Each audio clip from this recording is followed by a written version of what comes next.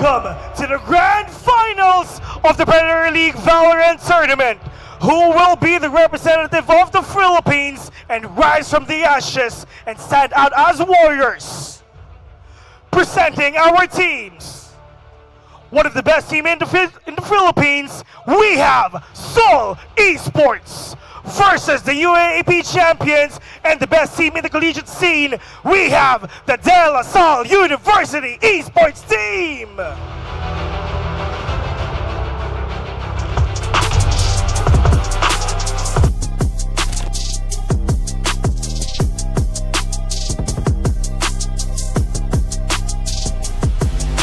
Bring it up, up. Bring it back, bring it back, bring it back.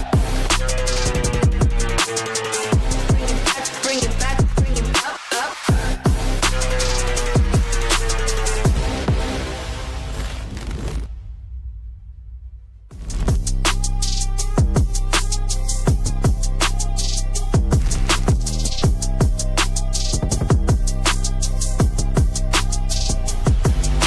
Bring it up, up. Bring it back, bring it back, bring it back. Bring it back, bring it up, up.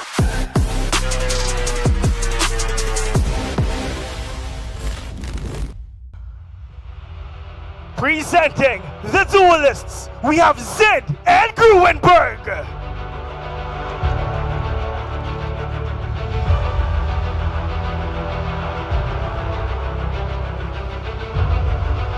For the controller, we have J and D.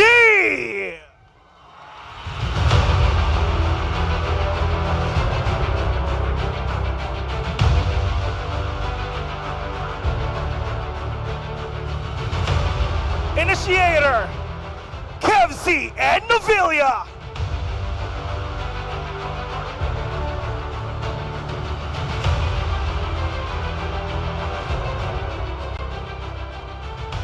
For the flex role, we have Batman and Supply.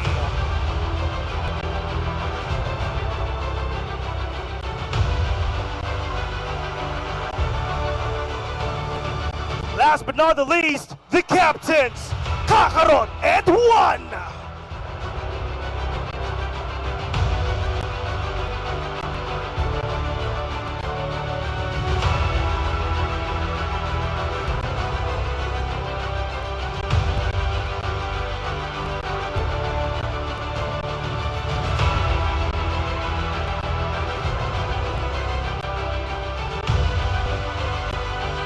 The Premier League Finals for Valorant starts now.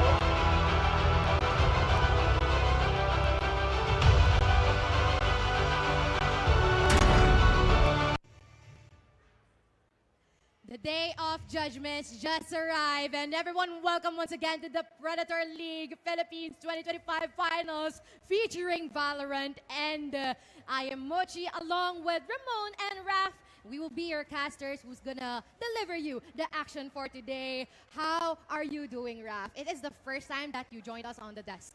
That's right. And, you know, I'm really excited to see myself on the big screen as well as all the players and do it in the comfort of my own backyard, Cebu. You know, I'm really, really thankful for events coming here and, of course, delivering this type of hype to, you know, Cebu.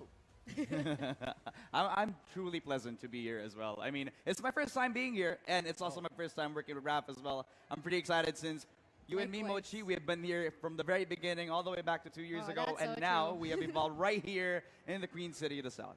And I'm really excited as well, most especially that we are currently having our grand finals with De La Salle University versus our one and only Seoul Esports, arguably one of the best teams here in the nation versus the collegiate GOATs. But do you guys necessarily expected that this is going to be the, you know, output of our bracket?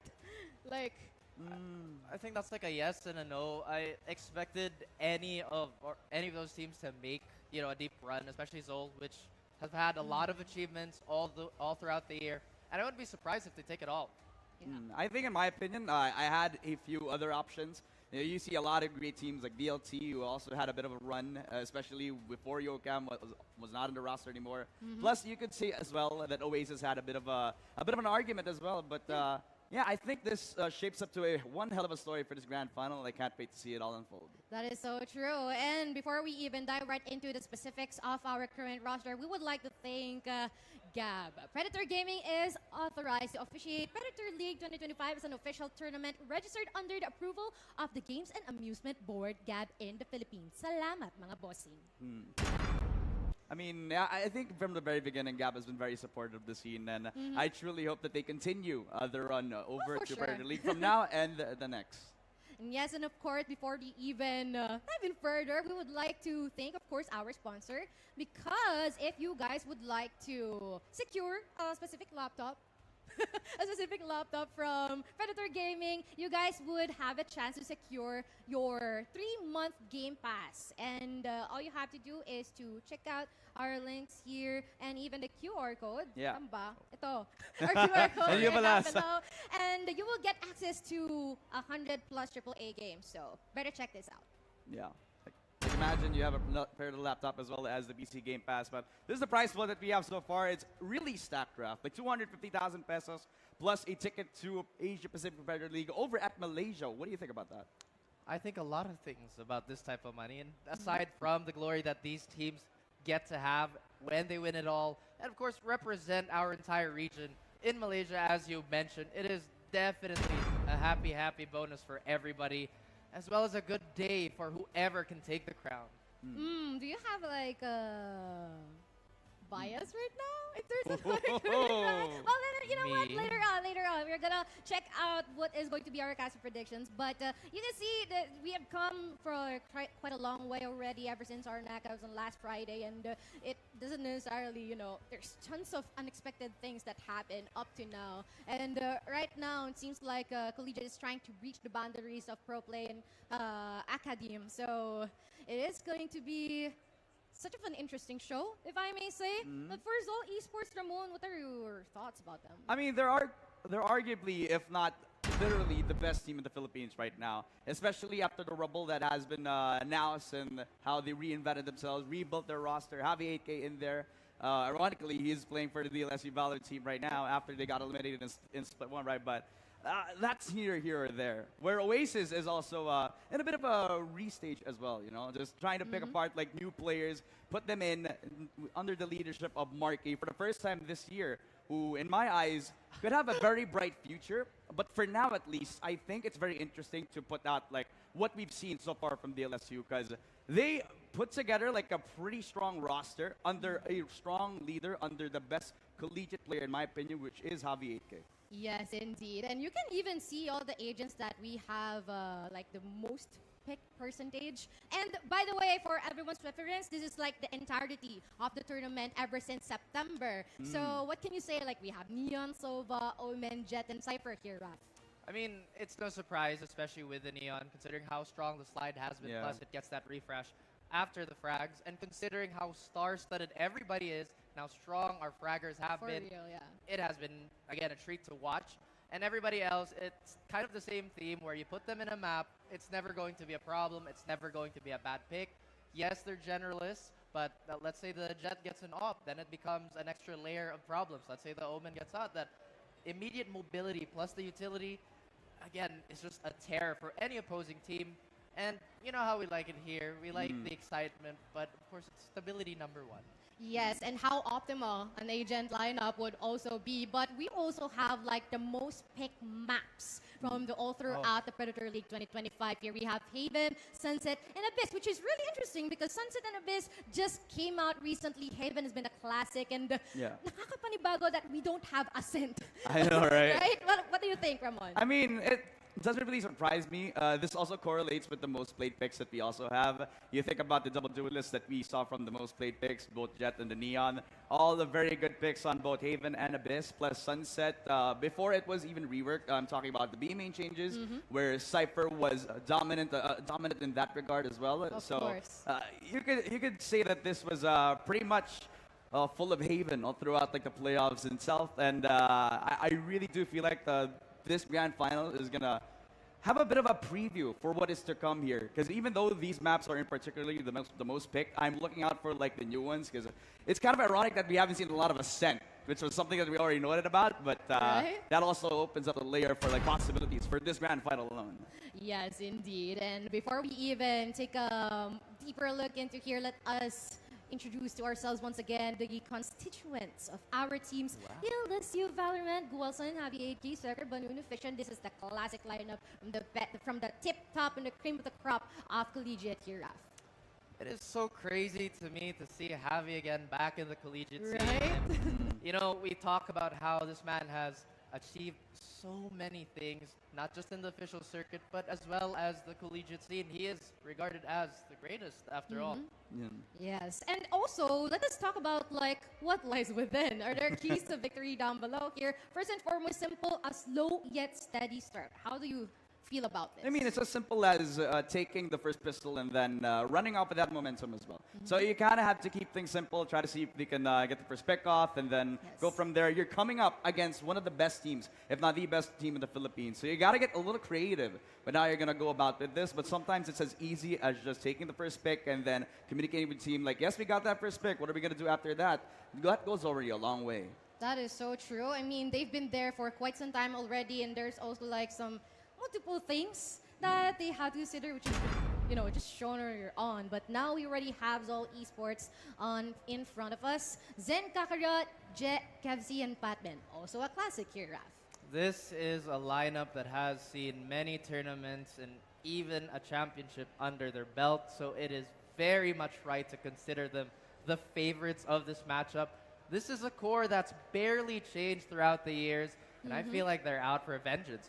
Ever since that knockout from the group stage this January, they've only been getting better. You know, we talk about how Patman has had the potential to be a superstar, and he's only delivered at that level. Yes. Ever since the start of the tournament, Kakarot has been a problem, Zin has been a problem, Kevzi has been a problem, and Je has been such a great addition to this roster that provides a much-needed speed. Yeah, and if I can add to that as well, a big problem with what teams have been trying to apply against them is that any one of these players can pop up at any given moment, if not both of them, and not three of them at least, right? And that really is like the biggest threat against Zol Esports, and you're looking to shut that down, especially if you are the collegiate team here, because you're the underdog. I am going to say it right now. You are literally coming up against a really big behemoth, and I'm looking to see if they can surprise them. It seems like there's been some ample time wherein we have seen these players fend off each other, and now our head-to-head all boils down to Fission and Batman, and we have seen how stellar the performance of Fission is yesterday. Yeah, I mean, Fission, he was doing his damnness to put his name out there over at the Pearl map. I mean, you saw him on the Reina, which again is his most used pick, and when we saw him on that second game, that's where he was tearing up on the ISO pick as well. But back in the play-ins, he was showing a lot of that weakness where if a duelist doesn't usually get that first pick off, then you're going to struggle. But what kind of duelist doesn't struggle when they don't get the first pick off anyway? That is so true. And now, though, Come on. I can see your face like it's so difficult to predict, but because of that, go first, Raf. Who would be your prediction this Are you time? serious? Literally Yes, the left of side course. of the screen. I was not ready for this, but again, it's so hard to pick because we love these teams for very different reasons. But I am a man of stats, so I have to go in the way of Zol. Again, they've just been so strong, they've been so consistent all throughout the year, and they've come from a very deep run from the official circuit. So bringing that momentum in and that refinement that they've recently discovered, I think they're going to be very difficult to take down. How about you, Ramon? All right, I thought I was going to be the third one since I saw like the position of the screen, but I guess I will come in with Zol Esports as my pick for this. I have my options. I have some things that I want to say, but to keep it simple, they're the best team. I still believe that logically they do have a sound plan coming into this.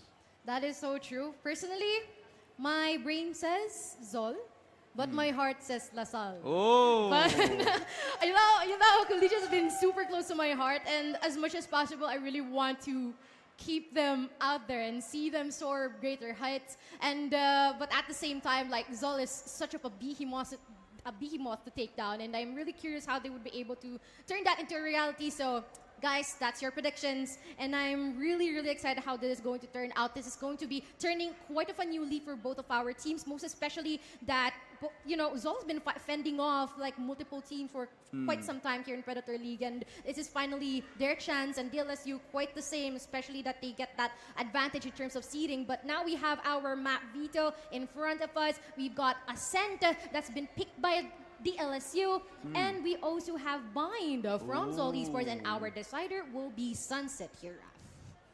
Or say hello to the crowd, Tavi. We can see you, and Hello.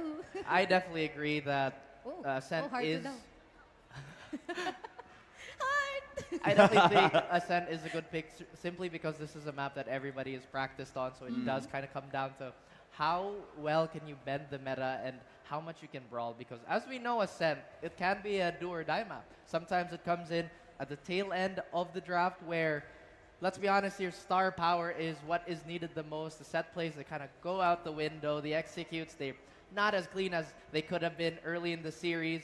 So if they can bring that energy and potentially rattle Zol, then I think the series could go either way. Yeah, I think it's also interesting to point out that since the changes to the map pool also kind of directly affected the LSU, since Lotus was one of their stronger maps, one of their deciding map factors as well, though, was that comfortability. And in that limited map pool, it's also going to be a big factor for Zol Esports to be a little comfortable in that regard, since they're the more experienced team here. They have a lot of experience playing a lot of optimal level Valorant and a lot of the map pools available. In this regard, with them banning out Haven as one of the comfortable maps of DLSU, I think that's a sharp point to look at, especially since they're putting DLSU in the playing field that they haven't practiced in Predator League. That I really agree with that point. In addition to that, I feel like there is this respect that's coming from the bannings that we currently have. Most especially, they don't have like Lotus, they don't have Abyss, and we are really aware that Zol really performs very, very well in terms of these. And I feel like we also have discussed this earlier on from our keys to victory, the limitation in terms of the map pool here for DLSU. I wonder how they actually address this one. That is a question that we might see the answer unfold as the day passes. But at the same time, if I want to highlight the strength of DLSU, it's definitely the fact that they are willing to fight. They're willing to play around comps that are a little uncommon, and they're very good at it. You know, we saw the ISO pick. You talked about the Reina and how much they can do damage with that without even breaking a sweat. Now, the thing is, Zol is a team, as we mentioned, that is incredibly composed. This is the iron wall of the Philippines, after all. Yeah, but like they're coming in here with a few demons heading into this grand final. If everybody can remember, last 2023 they were also the finalists in the grand final against Oasis Gaming. They lost that. They come in here a new roster with just one player just standing in Jet. As we have our agent picks right here, it's not so much of a surprise in my opinion. Ascent being that map, you gotta put somebody as well as Zin be comfortable on that Jet. That's one of his most played agents as well. Not just in this season, but all throughout his career, he's been known to be a really strong Jet. And you put that with the supported scap with Kakarot and Jet.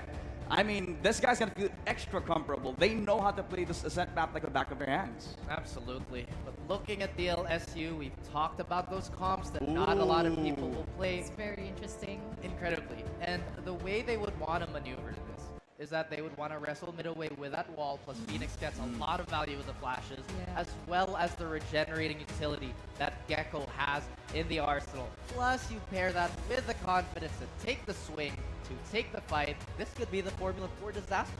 Yes, and I am really excited.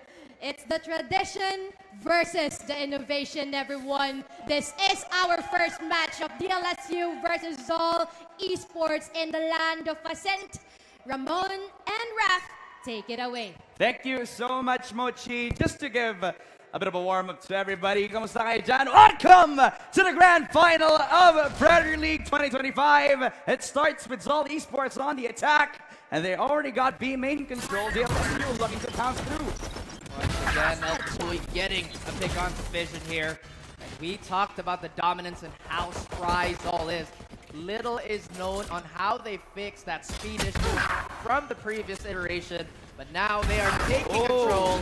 3 kills One his enemy name, remaining. and Soul will cut down every single member of DLSU. Oh my, just right out of the gates, just finding proactivity, Out of taking charges. control of B main, letting them know that B is their domain, taking first pickoffs one by one, not even a default position, not even taking the lurk around that mid side, ignoring the fact that they put down the wall over at the A side position, which One could enemy. be DLSU's kind of hidden blade, I would say so myself, but again, talked about Zin being a pretty proactive Jet, being one of the more popular pick for him, but it's been interesting to see his development all throughout the season since he hasn't been a duelist all throughout, has played Sentinel, but he's back where he knows more.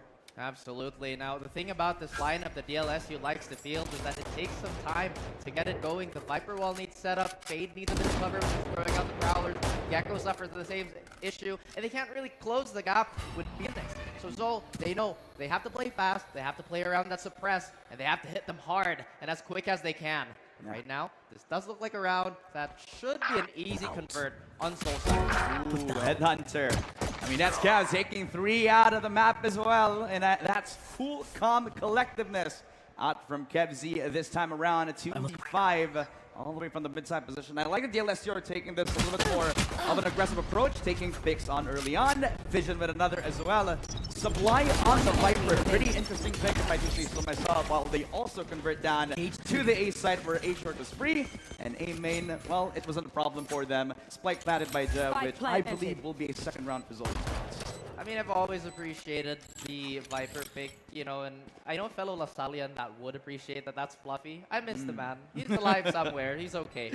But again, the Viper on paper is great. You can segment the map as well as you can. The Molly will provide post-plant value. Obviously, the Poison Orb is refreshable as a smoke and can play with the timings, as well as the fact that this is an agent that really stirs the pot when it comes to the lurk. But at the same time, when Zolt fronts really, really well, they win all their gunfights, especially unupgraded. How long can you lurk, honestly? That's true. In this scenario, Fission is going to take a pick, but it is Kevs that takes the last pick off. A 4K for him. That's 4 ult orbs on the side of the Cypher for Zoli Esports. Quick calm, the 2-0 scoreline. It gives DLSU the opening to get the buy round in check.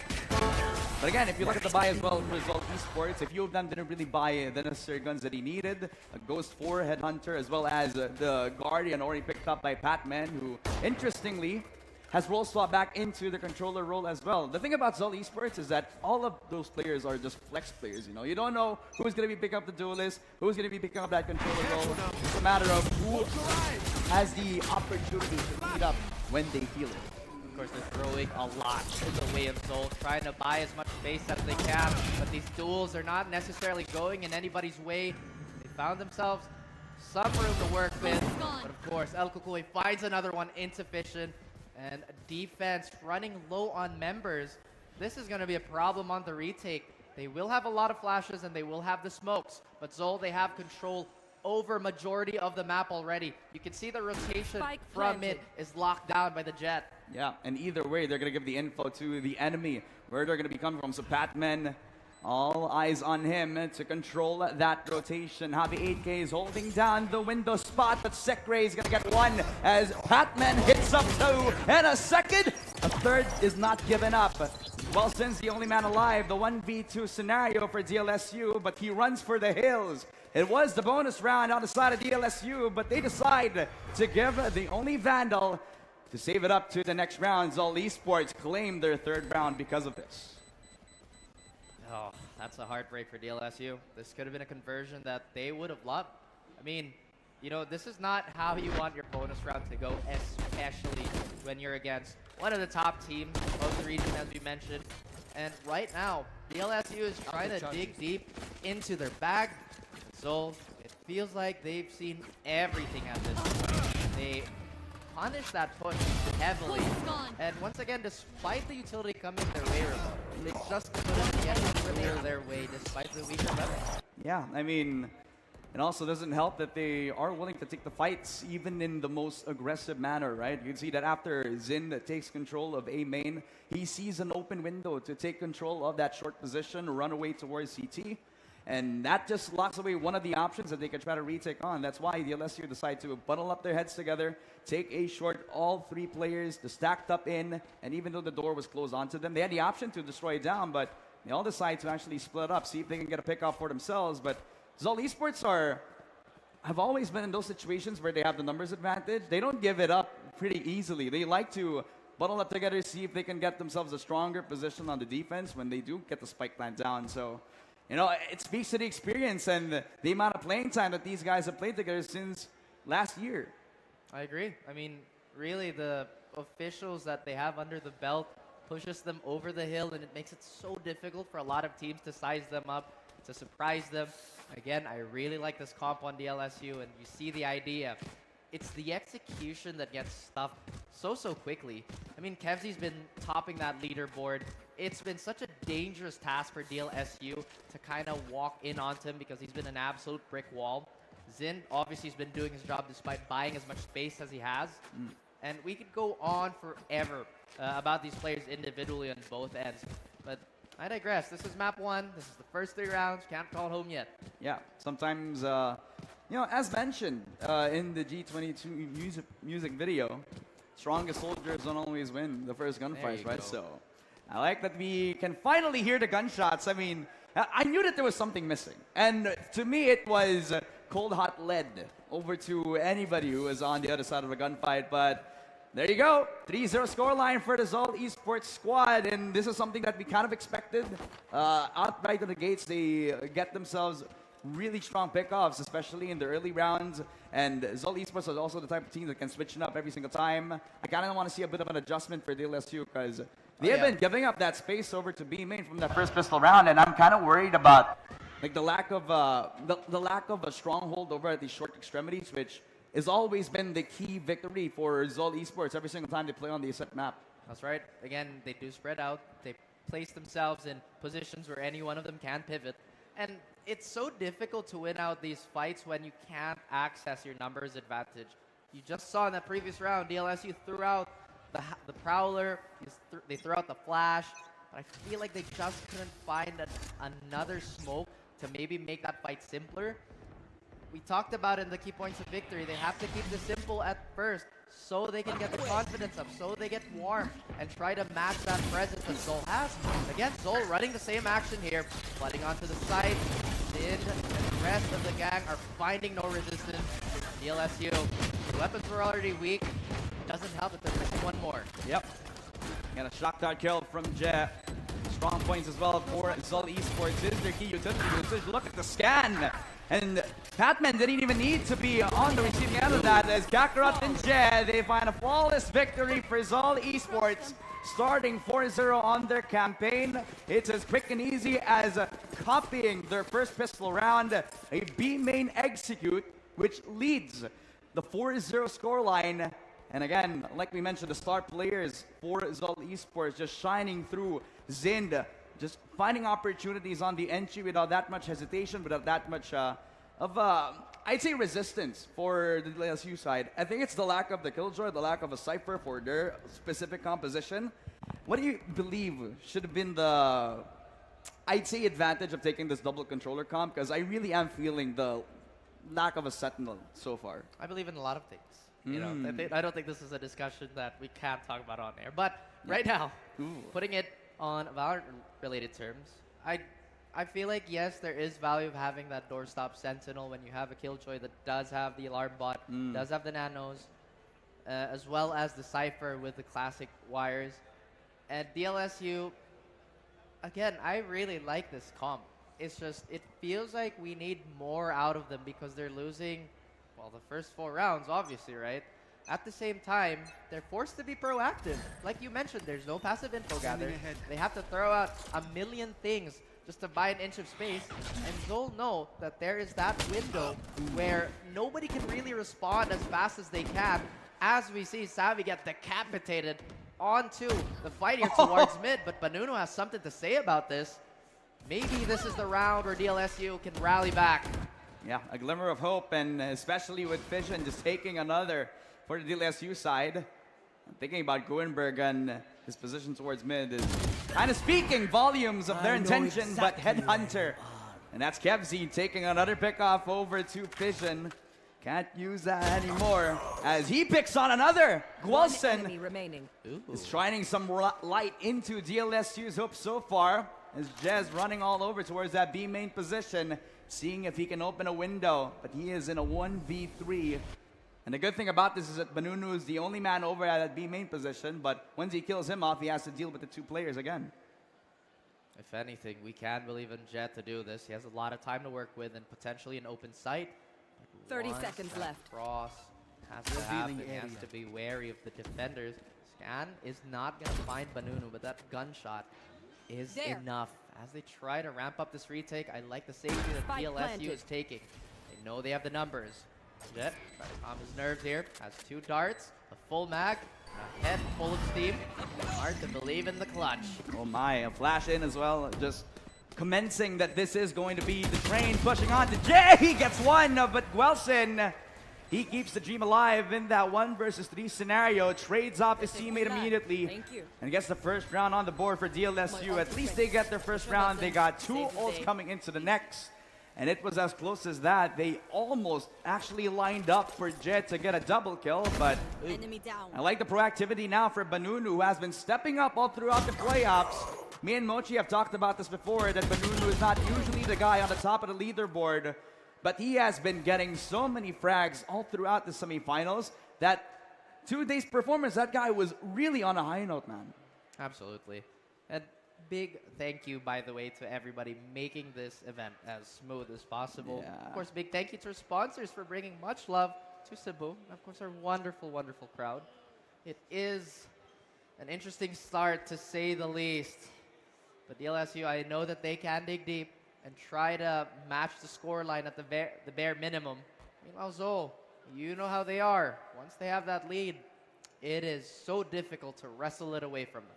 Sometimes all you need to do is get creative with how you can be able to approach that.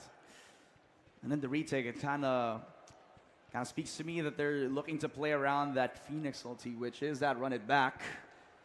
But Javi has been, I guess, picked off pretty early on before he can have an opportunity to get any sort of momentum over to the early rounds. So they start off with Hunter's Fury. And it's all the way towards that aiming extremity. See if they can catch up the Viper, and he gets caught off with a perfect flash. It's Glaston falling in another. That's run it back coming out from Javi AK as well. As DLSU, they're fighting with everything that they have, throwing mollies in the mix, as well as the Viper coming out into the next round. As Zind, he pops in with a double kill, dashes into the side as well. That's an open opportunity for Zol, as DLSU have to fight a 2 versus 4. That's the thing. Can they keep this up? The Blade Storm is very much available here. Velkokoy keeps it cool. Planted. Prowler misses. They fight out the smoke. A bit of a team blast, but Sammy gets one. It still goes in the way of Zol. And DLSU can't catch a break. Finding every opportunity to knock down on the door of the defense. Fission cannot do anything. Kakarot, the perfect flash, and an open opportunity up for grabs for Zind. Pops in a short, kills off 2. And even though the Heaven defense was on point, it was not enough. Zind had full map control over at the generator side. Prompts a timeout for the side of DLSU. And Coach Amix, shout out to you, man.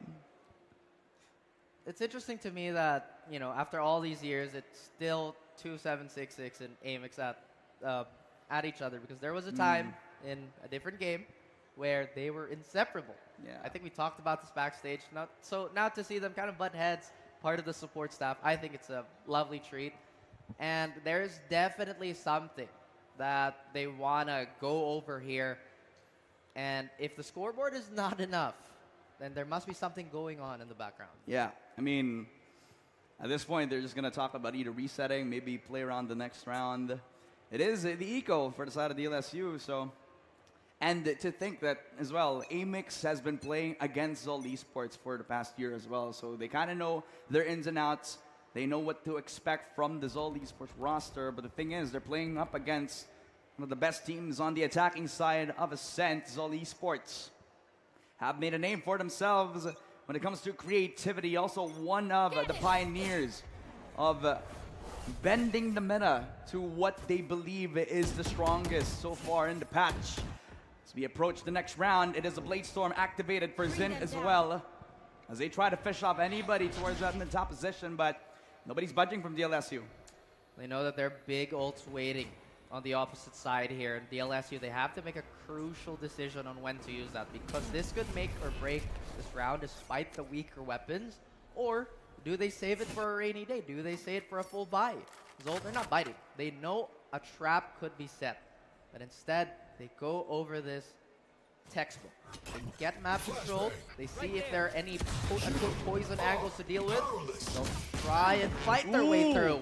But Banunu gets one. The same exact angle, and he runs out to safety. This guy could be a rat, but he's doing his job at the very least as well. They put down as much utility, put down the tripwire to the market position, and even though they break down the door, that's at least a couple of seconds bought for the side of Zol Esports. They get the spike plant down, but that's at the cost of Zin's life. Fight off against the utility, but they do have the better guard, so flash on in. Have to deal with a bit of the utility as well. Kevs gets one over the vision. That's a 4 versus 4. As Sekre, he keeps the dream alive. Wilson with another, but Jail lines him up. That's a 3K spray down for the side of Zol Esports. Ew. And they tried to put a band-aid solution with that Nightfall. And again, maybe hindsight is 2020, but they could have saved it. Instead, One enemy leave remaining. in the pistols and maybe the heart of the cards. But now Zol, this lead is becoming that much more commanding. Although I have to say, Ramon, 1-6 into 6-6 is really not uncommon on a set. Yeah, I mean, it all comes down to how many times you have played this map. You kind of know it like walking into the park that you have grew up in. You know, and Zol Esports have scrimmed this so many times. They've also played in a lot of officials on this map alone. I think me and Datum has also talked about this during the play-ins that at this point, I don't think anybody doesn't know how to play this map at all. But it's just a matter of how you can creatively cook up a composition or a strategy that you can actually put up against one of the best teams. And for DLSU, it's not going to be an easy task against Zol. They have been putting up at least a fight. You see individual performances from Banunu and Guelson taking picks left and right. But they got to keep the momentum going. Once they get that first pick off, sometimes it's easier to go back to safety, but you're also giving up the space. You know, Ascent's really well balanced, and I think it's fun in pubs, but in pro play, this map sucks. We've seen this so many times, and again, we are waiting for that type of creativity to really bend the meta into something a bit more interesting. I mean, there was a time where Astra was so much more popular here and on every other map, but it has kind of fallen into that Killjoy, Sova, Jet, KO, and whatever supplementary agent you want to throw into the mix. But it is such a great testing ground, which is why I love it more as an opening map instead of a closer, because you can really see how far a team can go with just raw fundamentals on a set. That's true. And speaking of fundamentals, that's also one of the strengths that Zol Esports have also cooked up for themselves, right? Because they already know what their homework has to be, what the assignment has to be. Get the first pick off, get the space given to them, and then once they got the spike down, then you don't need to over-aggress anymore unless you have a flash coming in, which I kind of want to know that Kakarot and Zen have been practicing all throughout the year, and it has been up to a T so far in this matchup. And in this scenario, DLSU have to go back to the roots, see if they can go back to their drawing board. Because, again, Ascent hasn't been played for the DLSU side all throughout Predator League, and it's because of a small sample size. They have only joined us since the play-ins, and since then they've been undefeated, but that's off the back of wins off of maps like Haven and Lotus, and Lotus isn't even in the map pool anymore. And I like that Zol Esports took their homework as well and known that Haven should be one of their strongest picks, so they just banned that out. They don't even need to play the Haven map since they play any other map any single day of the week anyway. It's true. It's only Sunday. Yeah. It is the start of another week. Maybe it's the start of something new for some of our players here. While this is happening, you know, we have to say thank you for all the players. They've been competing, they've been grinding it out. And the LSU, again, just a bit of a stat check for everybody. They did come into this grand finals undefeated. And that's impressive because it's not like they played teams that weren't professional or teams that didn't have officials experience. This could be the glimpse of our future superstars, regardless of the outcome of this match. That is true. And would it be big that it be a collegiate team that represents us to Malaysia, if ever we actually get to that point, right? I mean, youngsters actually making a name for themselves on the grand stage in Asia Pacific Premier League. I mean, oh, it just tells me that the sky is the limit for them. But you could also say the same for Zol Esports because they have been representing us every single time. They were there in the Asia Pacific League last year for Premier League as well. Even though it wasn't the best of results, we are very much proud of them. And I do love how much they've evolved all throughout the year as well. I mean, it's not as easy. It's not easy at all to bounce back after a tough loss over at the finals and then not able to represent us properly over to, you know. But they really are a really strong team at this point in time. Absolutely. I think both these teams embody two important qualities that every team should have. First and foremost, Zol as the favorites. They are consistent. Stuck with this score. They've only gotten better with this score. And like you mentioned, it seems like they've unlocked a new level for themselves. And while some people did kind of put a ceiling on them in their early outings, now that just doesn't seem to be the case because they've only gotten much more refined. They've got a lot more experience, which has added to. And now we look at DLSU. Like I mentioned, the potential of this team is crazy. Yeah. Considering how young everybody is on the green team here, could you imagine what they could become if they just kept on owning their craft for the next foreseeable future? That's true. It's insane. It's true. Even the best teams at this moment were at once in the position of DLSU, where they are right now, right?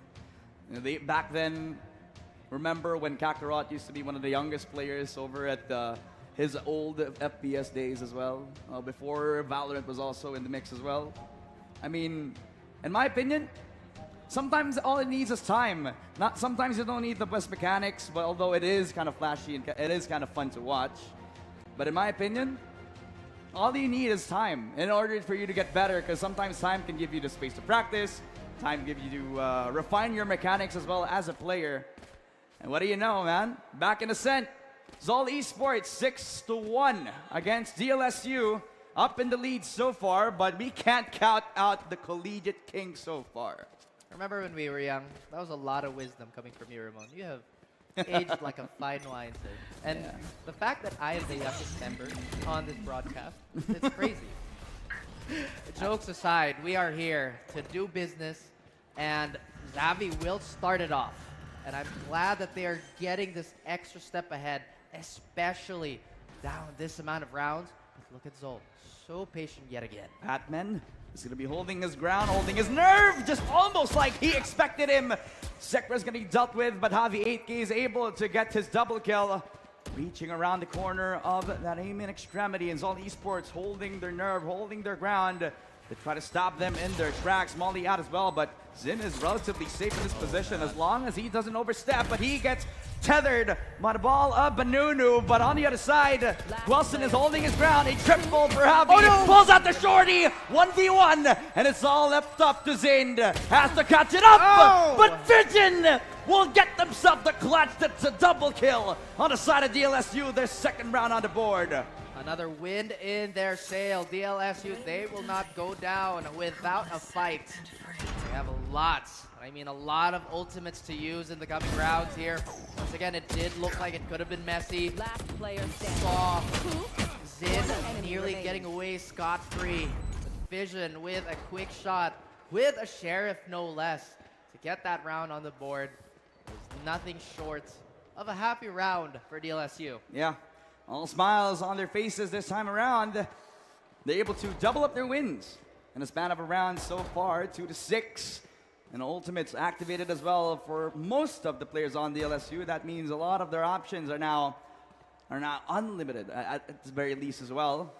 And have to catch up against Zol Esports 4 rounds in a row before we end up this half. And with the pings coming down, they're looking to test the waters. Contest one of the best teams in the attacking rounds as well. It's going to be interesting. The B main push from the LSU is something that they least expected.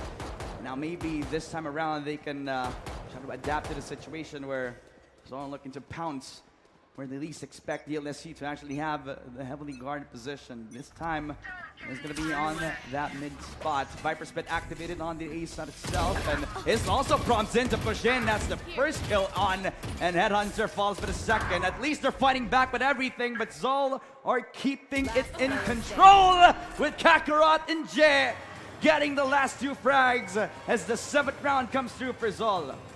Blink and you'll miss it. That's just how Zol can be. They get the read, they get their data, and they will swing at you with everything they have. The thing is, we talked about how tempo should be in the way of DLSU, but somehow they're getting stuck. They're getting hit by so many roadblocks. Zol, they are in firm control of this. They are in the driver's seat. And once again, as much as we hate to see it, there's gonna be another eco round going in the way of DLSU. Yeah, if it is going to be a full eco so far, because Avi 8K is not to buy the hero Vandal for himself. Will he be the villain in the story? A full buy round for Zol. Even if they lose this round, it is almost a full touch of economy for them. So I don't think it's going to be a big thing for them if ever they do lose this. But with the position held up by Zol, they're just expecting that they're going to push out because they know it's the eco round. But again, being the top 1 team, they expected this outcome, so they just hold for the reset. Once again, it's the patience. This is the thing about Zol. This is a team that has an almost infinite amount of stamina. If you try to go grit and grind against Zol, you are going to be there for time immemorial. At DLSU, you have to do something with what they have. But now Kakarot flashes his hand, maybe flashes somebody else. Right now, it is back to a crawl. Back to a lot of perceived pressure. Yeah, and at this point, they're just going to give up that A-short extremity, just play for numbers.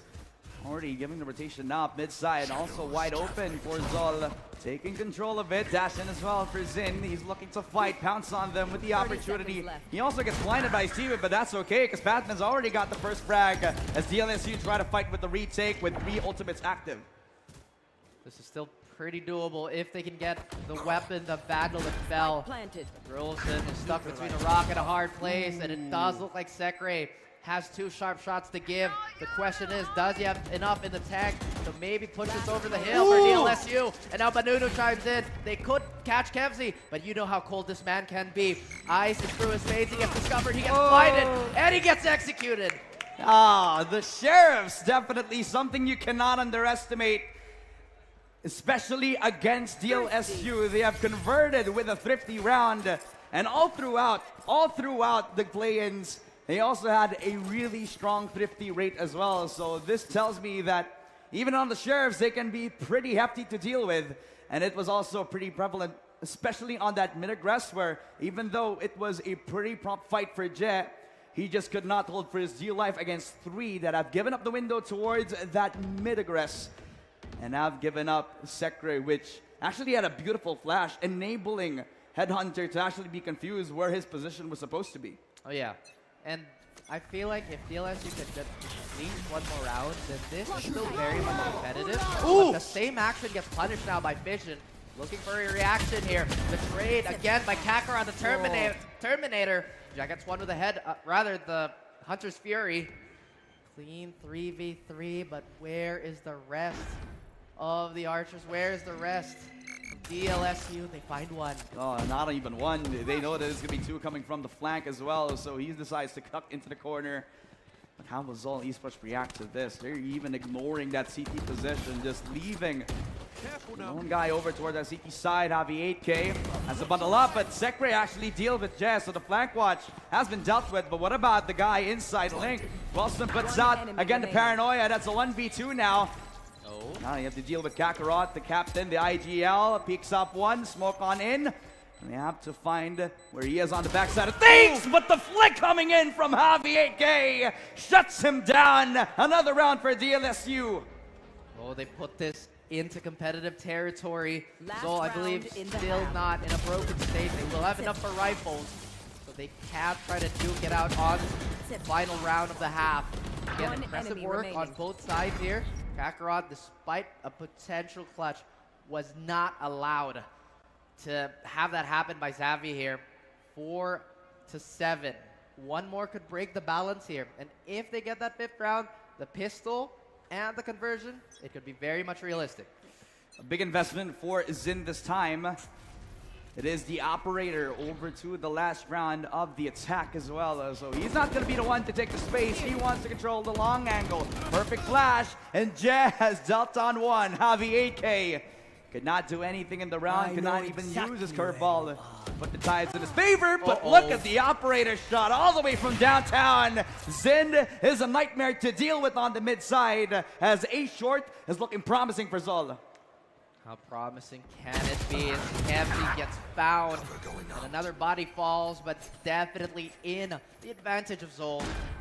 They are looking strong, they are looking healthy, they can't find the frag towards tiles, but it's that operator again, Ramon. Yeah, will he pick him off? Christian does actually realize, but in the end, Zol Esports has dealt with the situation. It started with, again, the up shot all the way to the mid side. Jeb picking off Javi 8K on that short position, leaving every single window open for the side of Zol Esports. And on the attack, I believe they have a half that they can very be happy with. They need this pistol. If they really want to make this more competitive, they need that pistol. They need to convert. And the thing about Zol, as they've evolved, as they've gotten better, that playbook has gotten a lot thicker and they've been that much more creative with their thrifties. I feel like there was a time where couldn't really expect too much coming from Zol when it came to the thrifty rounds, unless sharp shots were going to land from any of their players. But we needed something a little bit more from that strategic side. Now maybe it could rear its head as this timer goes down and winds down. It does look like no creativity needed. We're gonna fight. Oh man, it's all the B main, the baby. blind. The blind is perfect, as well as the utility usage. Kakarot has taken the first frag. That is beautiful adjustment for Zol, realizing the situation, pushing in with Zin. As all three players stacked up on B main, and they get shut down one by one. It's all left up to Vision, usually the duelist. But on the Viper against 4 people on the side of Zin, well, it's not going to be found. Vision does get one for himself, a second for him, but it's not going to be enough. He needed to do more in that regard, as Zol Esports not only got the first blood in the second half, but they also have dealt with in that B-main position. Oh my goodness. One enemy Grapple. remaining. Again, everything was Spike thrown down, into B. the kitchen sink. So they are fans of these ceramics as they try to take these duels as clean as possible. I thought it did become somewhat, I guess, reassuring for DLSU that Vision is landing his shot still. But I feel like we're finding a gap between their macro here. I just feel like Zol, again, with the experience and with the time that they spent with each other at the very top level of the game, is proving dividends here. Yeah. More activity on a high note for the side of Zol, as they have cooked up the storm. Kakarot inside of the smoke. I think Javi 8K has no idea. Nice shot from the judge. Badoon able to get themselves the conversion at 1-for-1. The judge, the only reward that they can go for, but maybe Sekre can surprise them with the hand cannon. That Sheriff is going to do a lot of work, but look at the flank. And it's all supported by the Viper wall given by the enemy. Right here. But wait a minute, do they know that something sinister is afoot? As Jeh has to hold down the line here. They do get 2! And that's 3! Sin, what are you doing? This guy is doing daylight robbery over at Robinsons Galleria, mga kaibigan. A 4-10. Double digits on the side of Zol Esports. They definitely put up one heck of a defense. B main not given for free. And Zind definitely putting a highlight in towards this matchup. 3 kills from the Ghost. And that's a free operator if I've ever seen one. That is heartbreak after heartbreak after heartbreak as those taps are adding up. Now Zol, they are in double-digit territory. DLS, you're trying to claw their way back into sets. Zol, they're very, very calm still. DLSU, maybe, just maybe cooking something else. All throughout this match, we can see that Zol Esports always getting a leg up very early on. And attempts from DLSU to try to thwart that has been, I'd say, a little bit labored. I do say so myself. Patman, surprising Vision as he decides to give himself an opportunity to peek on towards that smoke. Unfortunately, gets hit with hot bullet. 4 versus 5 with Zol Esports putting up another strong defense over I got the spike. at the side of the Ascent map. I mean, with this operator, it's going to do very much as they had themselves hold on to the angle. They got a judge in hand, and they did not expect it. Push on again for the side of DLSU. Well, there's 2 left on the side of One enemy DLSU. remaining. As the Omen on the side of Zol will be the spoil sports. As once again, momentum was slowly building on DLSU, but it got cut down. Definitely 4-11. And even though it was a strong attempt for DLSU, they got themselves at a short extremity, but it was at the cost of so many pickoffs again from the judge. With the operator shot could have been the opportunity for them, but again, Zol Esports knowing how to adapt to any sort of situation dealt onto them. It's almost like, yeah, I mean, they definitely are one of the pioneers on how they should be playing this map of Ascent. But they are. And again, aggression could be the detriment of DLSU here, as they could have walked into their own demise. At this point forward, it's going to be force after force as they're going to attempt to play for overtime. But right now, dealing with one less member is Zol. They will hold strong, and they will hold confidently. Yeah, what's the game plan for DLSU now? That aim in extremity was their initial goal, which was their previous attempt as well. But they do have an open window. Again, for Zol Esports so far, looking proactive from how they have been performing on the previous snaps now. Honestly, one of the things that they've been talking about all throughout the playoffs as well. Zekre, nice shot again. And that's Jay with a headshot. Wilson could not contribute anything, but Zin, he's in a very interesting position, but it looks like he's not needed, as Patman will lock down Banunu. And in the 2 versus 4, Vision and Zekre trying to hold the line all the way towards a main. The flash comes in as well, but Patman deals them with a 3K in hand. Another round for Zol Esports. They're approaching match point.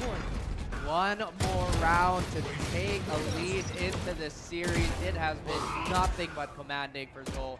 And we have to remind everybody, this isn't even their map pick. Remaining. But at the same time, that is a lot, and I mean a lot of heart to try and challenge one of the best teams in our region to a map that demands nothing but fundamentals. Big plus for them. At the same time, this is not looking too great for DLSU. No, I mean, already talked about how they need to keep it simple. But I think so far, Zol Esports just know how to be the masters of simplicity. Just knowing the fundamentals for them. It's a timeout now for DLSU. They know that they're on thin ice so far. They know that they are at risk of giving their map pick away, especially in this regard where they need to surprise all the esports, but that hasn't been the case ever since that they get themselves up those first pistol rounds, ever since they get themselves a lot of map control, starting on that A main extremity, especially on the second half. Sometimes that shatters your confidence, and I kind of need a little bit more time for DLSU to try to reset back down, so this timeout definitely was justified for me. Absolutely. I feel like it maybe should have come in earlier. At the same time, Better late than never. yeah, better late than never. At least they have a little bit of space to maybe get a read on the situation and where they can improve on. But like you mentioned, maybe we do find value from that doorstop sentinel. Maybe we don't run into the judge like this. And so, despite all these maybes, they're so sure of taking a set. LSU, you mentioned thin ice. If they fall, it's sink or swim. And it's all up to Vision against 4 healthy players on the side of Zol. Yep, and he's fish in a barrel right now, drowning in his own sweat. Ew. And while, yeah, I mean, at this point, Zol have to not even have to work too far. His Vision, he peeks in, he fights off Batman, does get the headshot, but Zind will lock down the last frag. That's 1-0 so far. And Zol Esports, they claim the map pick of DLSU. Well, somebody is feeling very, very happy with that map win and justified. As we see Ascent, was it surprising to any of us? I feel like it could have been a bit more competitive. Like I said, there was a lot to like about the comp and my silly socks, but let's put that away. I mean, it was Yeah. pretty cute. It is pretty cute. It's pretty cute. But that is the end of our first map into the land of Ascent. And once again, I mean, I cannot deny as much as I put my coins onto the LSU. Man, Zol's been just overall powerful during that map. Like, they've just been able to like utilize the judge.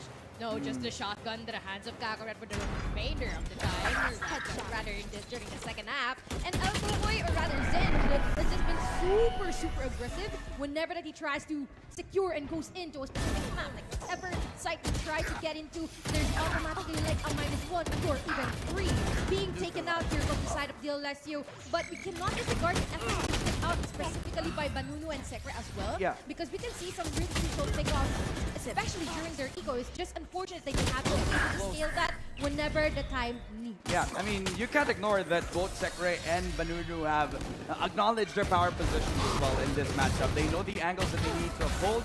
They actually have really good util usage as well to note as well. But in the end, it all came down to how well the team synergy actually comes into the server. And Zol Esports have been, as you mentioned, Raph, in the pregame, that their synergy has been refined. It has been pristine since they have been playing for a whole year now. And I definitely expected little to no mistakes, but the LSU in a couple of rounds kind of looked competitive and how they were able to fight up Zol.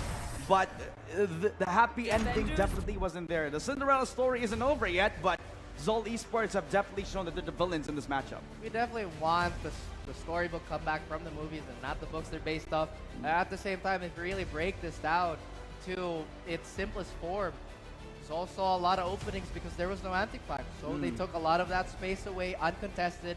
And once they got it, they relayed the information. Guys, we can take. Guys, we can move forward. Guys, let's, again, strangle and maybe get this chokehold onto the LSU going.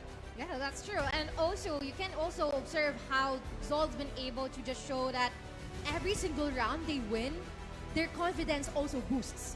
And whenever that they try to attack here from the LSU, they always attempt to push forward and prevent them from taking like one step into main.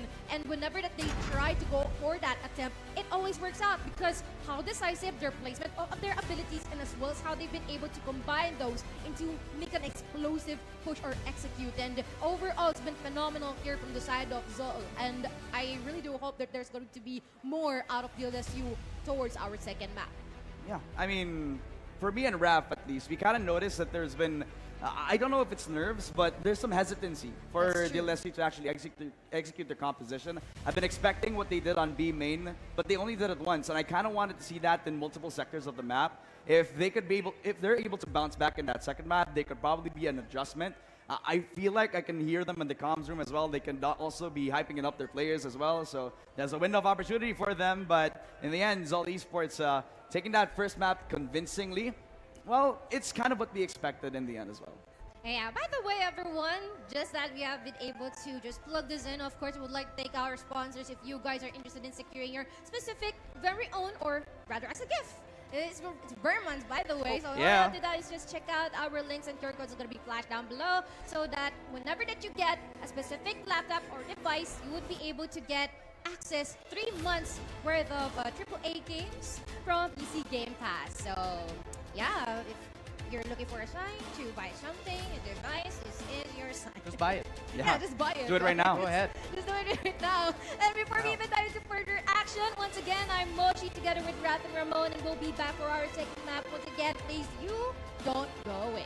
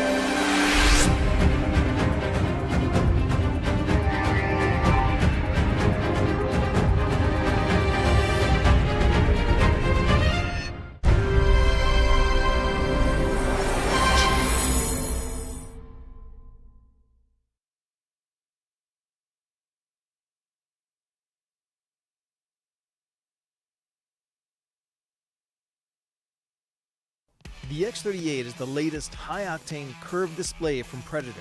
This zero-frame behemoth has a 37.5-inch span and a 2300R curve in glorious 21:9, so that you can fill your peripheral vision with pure gameplay for all-out immersion.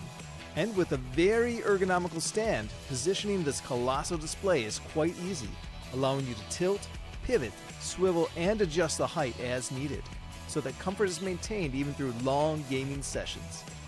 Naturally, you have all the latest ports needed, as well as two powerful 7-watt speakers should a headset not suffice. Though the X38 is ideal for hardcore enthusiasts and esports pros alike, what sets it apart, besides a crisp, ultra-wide QHD Plus resolution, is the Agile Splendor IPS panel it uses. This panel makes it possible to push the response time up to 0.3 milliseconds, while maintaining a color gamut of DCI-P3 98% and Delta E less than 2, so that colors and details remain vivid. Add on the 175Hz refresh rate and you have a blisteringly fast monitor that keeps all the fast-paced action coming through nice and smooth with almost no ghosting, color bending, or torn frames. To make sure those frames look as pristine as possible, NVIDIA G-Sync keeps frame rate locked to the output of your GPU, while Display HDR 400 certification allows you to enjoy HDR content in or outside of gaming. So if you're looking to go all out, it's time to introduce the monumental X38 to your game setup.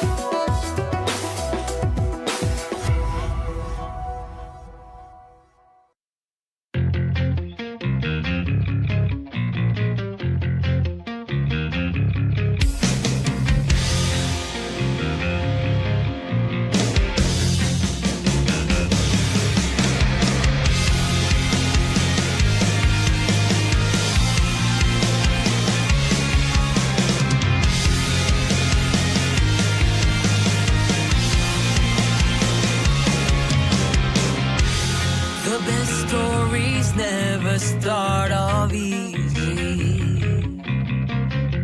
The strongest heroes never start off strong. You know how people say it's darkest before the dawn. And when it's dark, we soldier on.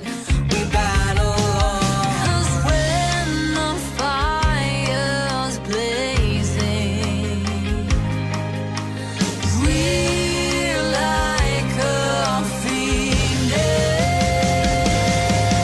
We rise from the ashes.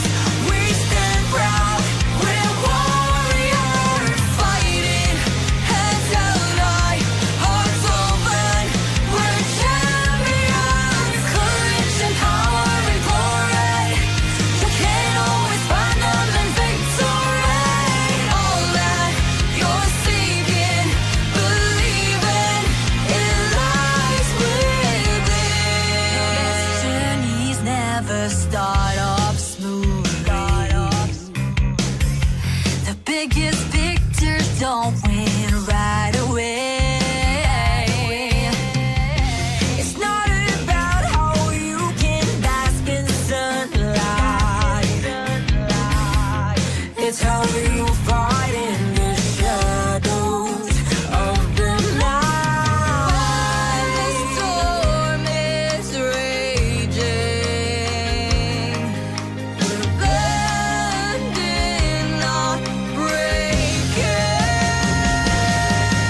We rise from the ashes.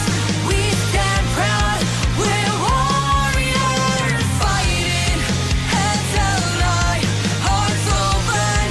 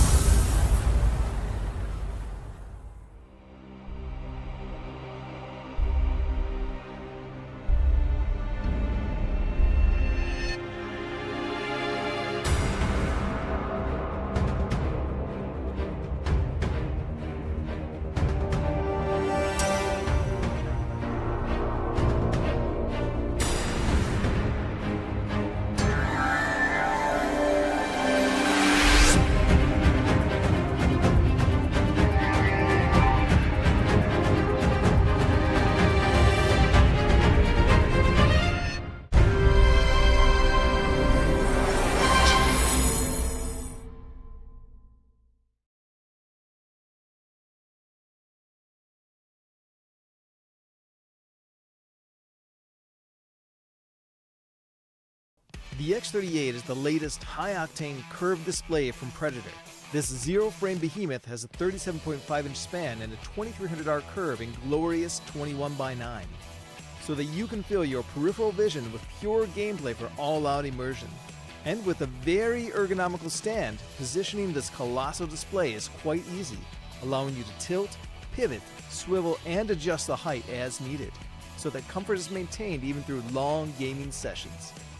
Naturally, you have all the latest ports needed, as well as 2 powerful 7-watt speakers should a headset not suffice. Though the X38 is ideal for hardcore enthusiasts and esports pros alike, what sets it apart, besides a crisp, ultra-wide QHD Plus resolution, is the Agile Splendor IPS panel it uses. This panel makes it possible to push the response time up to 0.3 milliseconds, while maintaining a color gamut of DCI-P3 98% and Delta E less than 2, so that colors and details remain vivid.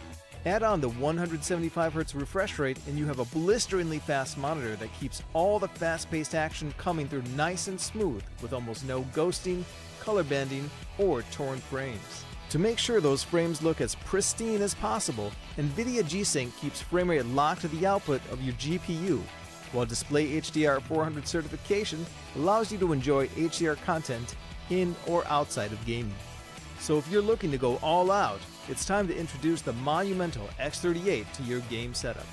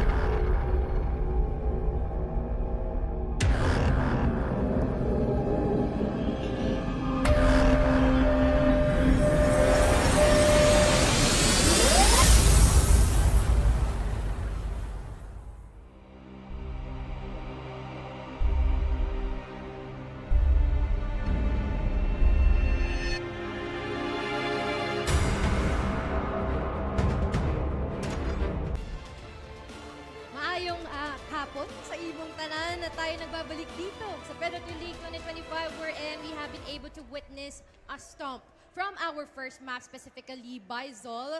And not gonna lie, that's quite astounding, but by the way, we're still your casters. That's gonna be delivering you the action for our second map. I'm Moji alongside Raf and Ramon. Do you have any thoughts after what just transpired earlier on, Raf? Bisaya, di ka? Kasambot, di ka? Kung mag-straight ko, makatubag ka. Don't understand anything. Sige mo na ako. Welcome back, guys.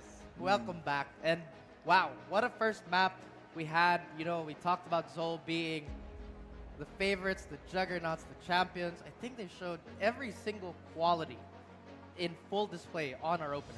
Yeah, I mean, we already talked about how DLSU had all the tools in the world to play the proactive game. I believe a comp that can actually be activated once they head on into the attacking round. It was unfortunate that they had to start on the defense, where they have been giving up the space over to Zol, who have done a really good job of establishing their dominance over at that Ascent game, where they have shown a lot of how well their synergy has played into this game as a factor. And I mean, not gonna lie, even just from the first few moments from that specific map, we have already witnessed how, what do you call this, Zind has been able to just like, you know what, let me dash in, secure some kills. Let's tip him off the balance as much as possible because they know that if DLSU will have that avenue to start this off slowly but surely, it might make the match last quite longer. And they don't want that to happen, and Zol just continuously popped off after that. Yeah, and speaking of the players that we know and love, I think we have a lot of them in the crowd too, aside from the ones we have on stage. Oh, look at that. A heart for everybody. Hey! So happy, yet so focused. But at the same time, like I said, we had a few, local players come by yesterday. We had the likes of Brain Freeze and Ripper, and I think Coco was around too. Yep. Now we have V-Black in the gang in the crowd. I think we have Wild What's Oreos there up? somewhere. And Shout again, out. big thanks to everybody jumping in to our grand finals. Yes, Now sir. we have to focus on what's at hand here. DLSU have to come back, and it's on a map that's widely regarded as the Fortress of Zol. Yeah, literally every time that they played this map, not only in Predator League, but outside of it, they have been showing a lot of positive results as well. And you can see that Jay is kind of shy, kind of camera shy, but he's actually been fragging out all throughout Predator League. So, you can't really count this guy out. Every time that he has an opportunity to showcase how well he is on any role that he's given, who usually is on the controller, by the way, has been doing a really good job so far. While DLSU, down 0-1, definitely on the ropes this time around. And this is going to be a very hard game since Bind has been regarded definitely as Zol's map pick for this time around. Every time that they won on it, they have shown that they can contest even the top teams internationally, make it at least close, in my opinion. But what about if they're up against one of the best teams in collegiate right here? Is that gap really matter, or is it something that Zol have been exploiting ever since the start of the series? That's actually a thought that I feel like tons of us are actually thinking about right now, but you can even see the contrast in between the players from both sides. Like Zol's just chilling, just posing in the camera, making the most out of the exposure. Kept making noise. Yeah, even making more noise. Like, good night pa siya, no? But for DLSU, you can see that they are really trying to make that mental reset happen. And as much as possible, they want to keep themselves calm. And yeah, you can see them finally smiling, I guess. And hopefully we are we're in it for the long haul on this one. I feel like, finals, we deserve a 2-1 or a 2-0 if it is quite a feisty match. I feel like everyone wants every single ounce of Valorant as much as possible. Oh yeah, and again, big thank you to everybody who made this event possible. Big thank you to bringing this all the way to Cebu. And like It's the first time. Yeah. Yeah. Hope it's not the last, 'cause Hopefully. we love it here. At the same time, going back to the game here, you can tell everybody is really focused. At the same time, everybody's trying to, stay loose and calm because you don't want to be rigid going into a grand finals. You want your entire arsenal unlocked, especially when you have a tough road ahead of you. So right now in Zol's plate, they have to focus on playing from ahead and holding on to that lead. Well, DLSU, aside from looking good for the camera, is also to climb back from that deficit to make this a bit more competitive, because you did ask, Ramon, is the gap that big? Well, we have the series to reference. If map 1 was telling of a fundamental gap, then I'm not sure if map 2 would tell us more of the story. Yeah, I mean, I'm gonna put it out right now. The future is green, definitely on the banner, on the Valorant local scene. But the yellow banner flies high on the Queen City of the South so far as Zol Esports 1-0 in our series, and definitely in a really good spot to clinch this 2-0 as we head on into Agent Select. Okay. And it is a classic from Zol Esports, double Sentinel, and they are one of the first teams that actually put out this double Sentinel comp right now. Deadlock on Zin. He has lineups for the grab net, so it's going to be difficult if ever that you're on that beam in extremity. And I really cannot discount Batman. This guy on the Rays, ever since he debuted his pick after years of not playing Duelist, has been steadily performing with the guidance of Kakarot as the IGL for Zolt Esports. The DLSU also putting up all the stops with Sekre on the Yoru, with Vision picking up the race for himself as well. And guess what? We can also see an appearance of a deadlock in the hands of Zen, which is actually something that we have already witnessed beforehand. And we are quite down to see what is going to happen next. But on the other hand, here for DLSU, once again, the appearance of a Yoru in the hands of Grunberg or Sekre. And we are hoping that this actually works out, because I remember it being a bit iffy at the first few rounds, but hopefully they will be able to get the necessary adjustment required in order to persevere forward. Ladies and gentlemen, and everything in between, we are currently at the second match of DLSU Valorant Esports and Zol Esports. Once again, take your picks, because we're gonna dive right in to the land of bind. And you know what? I think it's the perfect time to ask everybody in the audience, will Zolt Esports clinch this 2-0? Or will DSU come back from 0-1? Will it be DLSU? Well, I feel like there's a lot of support for both these teams here, but I digress. This is going to be a monumental task for everybody, and I am a big fan of this deadlock pick. We know how strong it can be against the double duelist comp specifically, especially when they try to play fast and make a lot of noise. You know what deadlock is good for. And now, as we watch that timer run down, who is going to make the first move and who is going to draw first blood? Bind is one of the maps where you could say you could put a lot of trap plays here, surprise them either with a very strong A-short push, or decide to actually give them a run for their money on the retake this time around. A lot of flashes on the side of DLSU right here, as Dahl are looking to pounce on them a little too slowly, running the clock down. And as you mentioned, their stamina is unlimited. They can keep the clock running down, which has been the nature of the Bind map ever since its presence in the map pool as well. So they know there is a presence. The question is, do they partake in this fight? And so, once again, with their signature style, like you said, they keep it simple, they keep it clean, and it looks like this site is ripe for the taking. Do they know what awaits ahead and behind? There's going to be a lot of patience here. Vision took a flash to his face and looks to maybe take a bullet to the skull, as this pistol round is looking good for Zol. Duelist debut on the series, not looking too bright so far, as Guelson has given his presence again over to Headhunter, who has already been taken out as well. That is 4 on the flank, as Kakarot expects this. A short extremity now unnoticed. DLSU looking to fight from the back. Zol Esports looking to pounce prime on them with the A-short flash. That's again Patman with his impact frags, as Kakarot will lay down the law. That is the 1-0. First blood given up over to the Zol Esports side. I see Kevzy trying to not look at the camera there. Don't think we didn't see that sneak peek.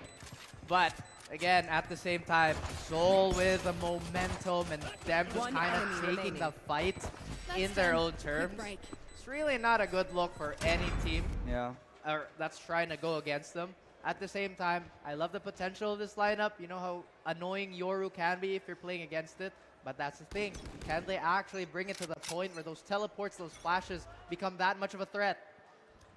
And the thing about Zolt playstyle right here is, it's kind of like a slow burn into the matchup. Sometimes that clock runs down, you get a little antsy, you get a little impatient, you kind of want to get the first pick off as early as that. DLSU, a band of young guns trying to make their mark on this scene, trying to prove that the collegiate gap has shortened over the years. But again, Zol Esports, the titan that they are, just realizing every sort of possibility, just knowing how to deal with these sort of situations. They got themselves a bit of a plan. 4-man stack up on one side of the map, while Zol Esports are taking the control of that A-short extremity, already making their presence known. Either way, they're ready for the fight here, but the weapons on Zol's side, not something to be too crazy about. But you mentioned in the man, and now he's been eliminated. I feel like this is going to be a quick conversion. as I say that, something else happens. Is that what they call the caster's curse? I guess so. I mean, that is the Sheriff, and all the way from that Ascent map, and has always been the hand cannon for the LSU, but can they convert on against 4 from Zol? But elevation definitely on notice for side of Patman as Kakarot. He was the guy who got the last frag from the previous round. Now, again, we'll get another ult orb into the match. That is the 2-0. The conversion from those first 2 pistol rounds. And again, Zol Esports, hard to shut down when you got the momentum going.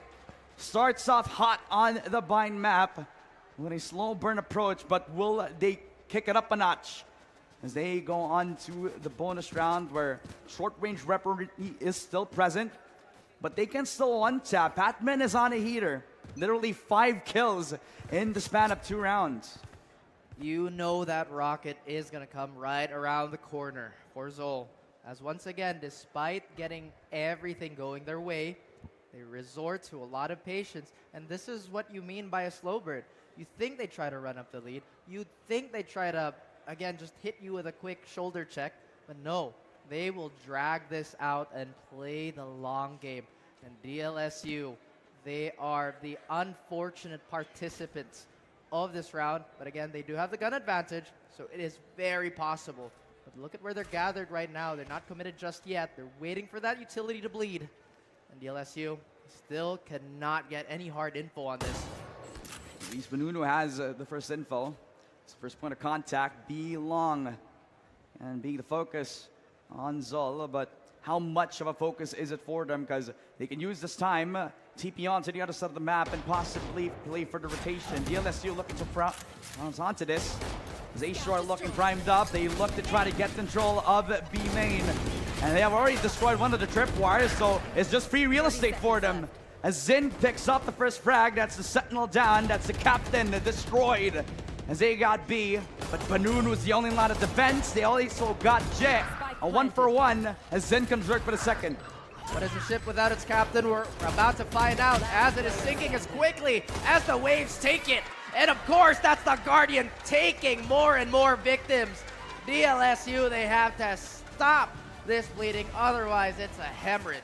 And it definitely was the opportunity for them because it was the buy round. They needed all the weapons, at least 3 of them, to try to see if they can get it in the long run. But in the end, it always comes back to those one-on-one engagements. And Zin, even though he wasn't the duelist in this matchup, he still has the killer instinct to push in.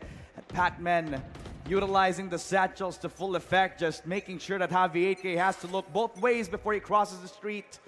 A 3-0 on the side of Zol Esports. They look to pounce on towards that eastern extremity, but already peeked on by Kevz, who definitely has gotten their number so far in their series as the Sentinel. That's right, but the most important number to remember right now is 1-0. Zol is so close. And even though we are so far from this map, for them to convert on that bonus is just not a good sign. But Cruelson gets Zin here on that fight. Now Xavi ringing true with that Sheriff as well, breathing life into DLSU. 5 versus 3. Keep themselves tucked into that corner. They have all the momentum so far, but with the smokes lying down, anything could happen. He got to Javi, who hits the shot as Kev's locked down. Jeff follows through. He tries to get the double, but could not spray on to Guasin, who gets to Thrifty, who gets 3 ult orbs and a triple to lock down the first round for GLSU. Smiles around for the squad in green as they steal away around from Zol. One where they have no business of doing so whatsoever, but that's what this roster has. It's a lot of potential and it's a lot of heart. They are willing to fight tooth and nail to keep this match going.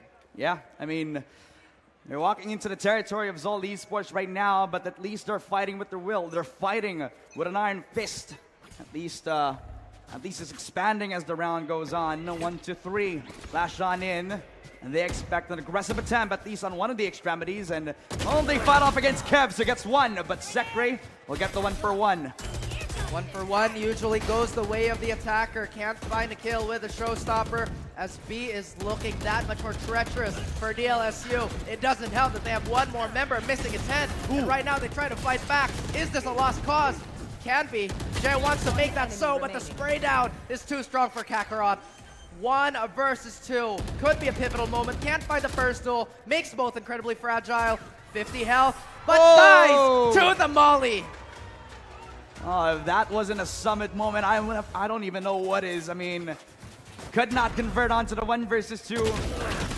And he was trying to dodge from any sort of bullet, but never expected that the molly could be at his feet. One enemy remaining. Taking control of the situations, all esports are able to prime up, get themselves a B as quickly and as easy as that. As DLSU just struggling to get the momentum going.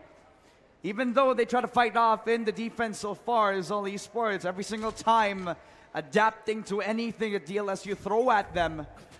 And on the attack, they're showing their prime. They're showing that this is a tried and tested method for them. The slow burn attempt just creeping to the skin of DLSU as they attempt to try to at least get some sort of a power position as they start with the annihilation. They get the pick off inside tube and Sector will die a slow death.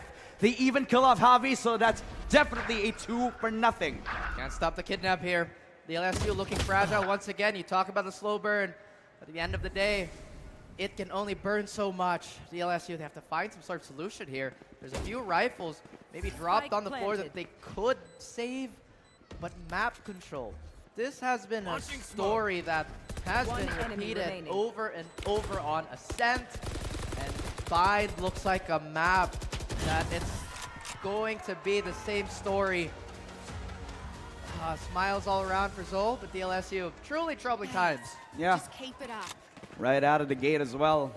Similar to how it was on Ascent, even though DLSU have a comp that they can definitely fight up with.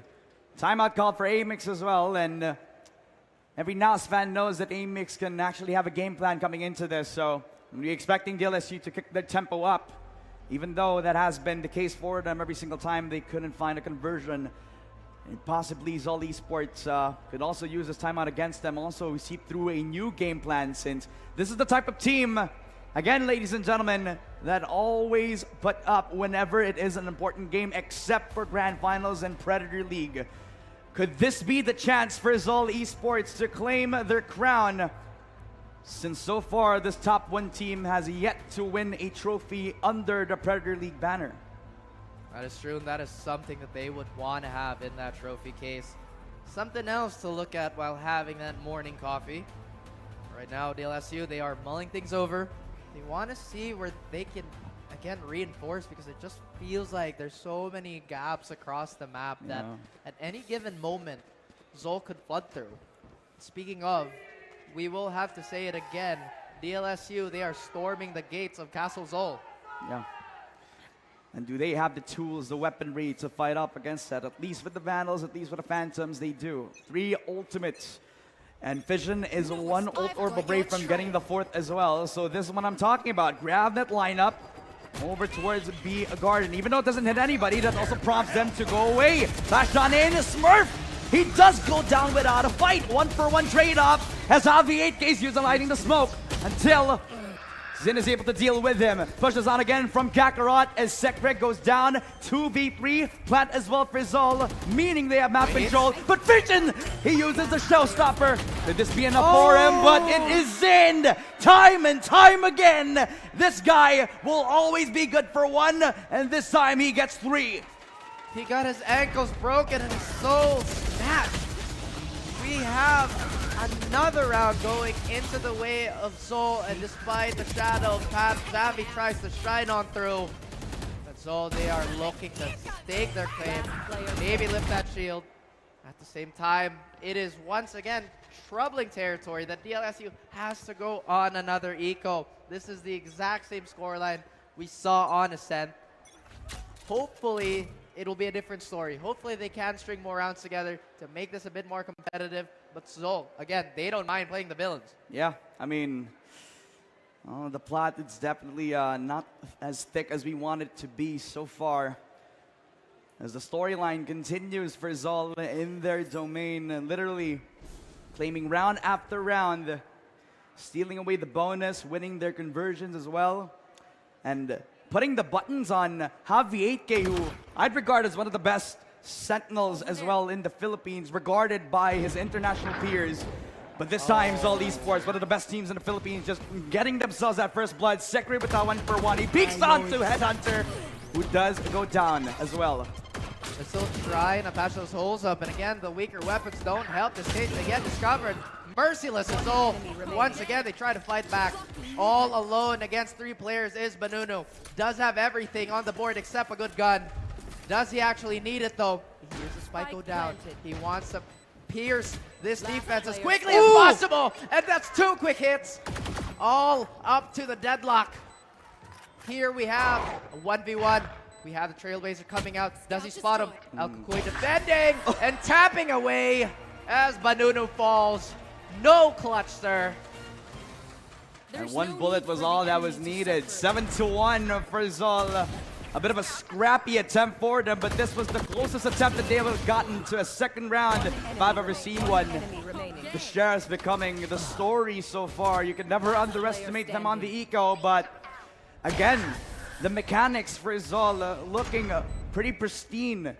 The entries from Patmen as well as the adjustments from Kevzi. Every single time that first blood comes in, Zol Esports definitely on the driver's seat so far. Vision, he peeks on and gets himself one. This is a beautiful attempt at taking a short, but they haven't expected Patman, who does get himself the space, but Sekre has been hitting these shots from the up. This guy is a sniper assassin. That's the precision they need to fight their way back into this. Maybe that's a lifeline they could use. Still a lot of rounds and a lot of time in this one. They don't know how close the enemy is, and Savvy tries to play the distracted Fission. Will help that bait. And Zol looking like this is going to be a round they are going to lose. Now, this is what we need. We need these traps. We need these set plays, especially on the side of DLSU. Yeah, I mean, would have been as close as a lineup, but now you're starting to feel that they want to take the reins for themselves. Now they push on a short, they get the first blood going for Fission, and sometimes one frag is all that it takes to get that confidence rising up for one of your star players, especially for Fission, who really does need to get the heat going whenever he is on this game. And now that is the first good sign. He has to keep it going if he wants to give a lifeline over to DLSU so far, as the same exact scoreline from that Ascent map, and DLSU prime up to take that 3rd round win. It starts with Aggressive Attack taking that B-short extremity, but Sekre with that operator is looking to prime something up. I'll tell you what, it is hot as hell here in Cebu, so this is no time to go cold turkey for DLSU. We have Kevzi and the rest of the gang trying to find a power position to maybe just eke their way through this defense that has just recently adjusted. A lot of utility still left on the board here. If we've noticed something, it's DLSU. They're willing to fight, but they're not necessarily burning out everything they can from Zol. And the question is the juice worth the squeeze? No. Absolutely. Yeah. In this regard, juice that's being squeezed as the time whittling down could possibly play in the tempo of DLSU, who puts out the flash, so they know that Sekre is here. And they knew that Sekre was holding the operator from the previous round, so they walk away from that. They don't want the smoke. They don't want to deal with the operator now as they walk into the Cypher setup. Could that be something that Zol Esports are going to thrive into? That's a question. There's going to be a lot of signs, maybe warning them of what's to come. Sometimes you do get tunnel vision. Davi's trying to find as much value as he can with this phantom through that smoke, but all he does is alert the rest of his team to maybe just push out Guelson here. That's the controller away. 14 seconds left on the clock as they still don't get the plants out. There's a Yoru running around, giving them info. Ooh. That could be enough for Savvy, but again, the bodies hit the floor left and right. They're still looking strong. The nade could be enough. Oh, so close, but it was not enough. A 2v1, and Banunu, he has been stepping up in the series so far, and he has to deal with the closest player. That's Patman. Does get him down low. Jeb with the Bulldog does get taken care of as well. 1v1, and with the lineup as well, Banunu has a bit of time to work with the summer round, but he taps it in, and Jen knows that it's not a full defuse as Jen gets the round for Zol. Oh my goodness. Zol, no reactions. They mean business. Last player And standing. hopefully this does not mean the heart is starting to Player sink standing. for our young heroes here. Again, many a time Zol has played spoil sport. Many a time they've managed to walk across the razor's edge. The LSU, they're forced to go on this purchase right now. Man. They have no choice. It's just every single time that DLSU have an opening for themselves, always been dealt with. And even when we talk about the synergy, sometimes the individuals just find a way to shine in these moments. And at one point, he was one of the strongest operators in this game. And well, even on a Sentinel, he can deal with the best. Jet and Patman will get the 3 picks. Zol Esports definitely in the driver's seat, driving this series towards Zol Esports. They definitely have that jacket on and that white tee. So keeping it cool. The thing is for DLSU, a lot of these trades and a lot of these responses are coming in a fraction of a second late. And maybe that could have been the difference between that 2v2. But Banunu's going to give it all he's got. Give it some elbow grease. Everything is stacked against him. He gets tagged. Maybe it's that armor, that plot armor, keeping him alive. But Kevzi is going to execute him right then and there before he sets another foot onto that site. And my God, Banunu has been popping off so far, but man, the shots are just hitting for Zol. Every time they get that H or extremity, they win these duels, they get themselves map control, especially demanding that backside be given to them. If it wasn't for Banunu who kept it close, but in the end, the head glitch just working out for side of Kevs. In that 2-9 scoreline, Zol Esports looking to get that 2-10. But DLSU have one more shot to keep this at least at a 3-9, where they're looking for a blessing. Where are the flashes? Where's the early utility on the side of DLSU? It feels like they're freezing up. And this is once again no place for Ice to take over as Zol is breaking through. Edberg and Headhunter Kevzi gets another, but the trades are here. They do their best to hold it down. He sees him, Jet. The scan comes in from the neural theft, and he can't even push it outside the Molly. But Jet, he tracks him. Have the 8K dealt with, but Fission keeps the dream alive to make this a 3-9. As he converts to the other side of that triple position, Zol Esports are taking their sweet time to push into the crossfire, but Banunu, will this be a perfect spot? He hits the shot, and Fission comes up with a triple and another for Banunu, a 3-9. And sometimes the Green Archers are looking for a curse, but this time it's a blessing. He's at the mark. The bow has been drawn back. All it needs to do is let loose that arrow. One enemy remaining. DLSU, they have to climb back round by round. They have to ignore the scoreline. They have to ignore that 1 lead that Zol have and dig deep. Back to a pistol, back to potential reset. We talked about how cracked these kids are. Yeah. We talked about how easily they can shift the battle with their tempo control, but we haven't seen that yet. Where's the Yoru flashes? Where's the stacking flashes from Banunu? Again, we know you're really good at the aim, but where's the utility? That's true. And the thing about a common misconception for a few Valorant players is that the Yoru pick is not usually the type that you would see entering onto the site. Sometimes it's the supportive utility that he can offer. And Sekiro has been doing the brunt of that work as well. So we're back into the 3-9, the pistol round for DLSU. And it's somewhat of a similar situation forward. I'm trying to wait out the time, but in the end, DLSU are still looking for space. Conquers a bit of that map control. Well, again, it's interesting for Zol that they have all the patience in the world, and in this defensive round, it is no different. That is a strong statement to make. Again, DLSU, they want every single statistic to shift their way here. And Zol, they know they have the lead. And many times we've said, especially on this broadcast, they're just not going to let it go. They're going to play their numbers. They're going to play it safe. They're doing exactly that. Once again, maybe DLSU just needs a timing change. Maybe they just need to speed things up just a little bit on that response. Yeah. Will that be enough? Ooh, the shot from Patman. The Sheriff doing a lot of damage for them, with the Ghost actually making his way, but another Sheriff shot all the way towards short.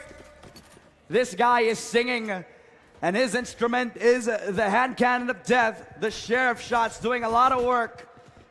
And Zol Esports showing their dominance on this map, showing why every team should not pick this against them. But Headhunter, he follows up. Vision actually gets another shot through. Banunu with another, and it's all left up to the 1v2.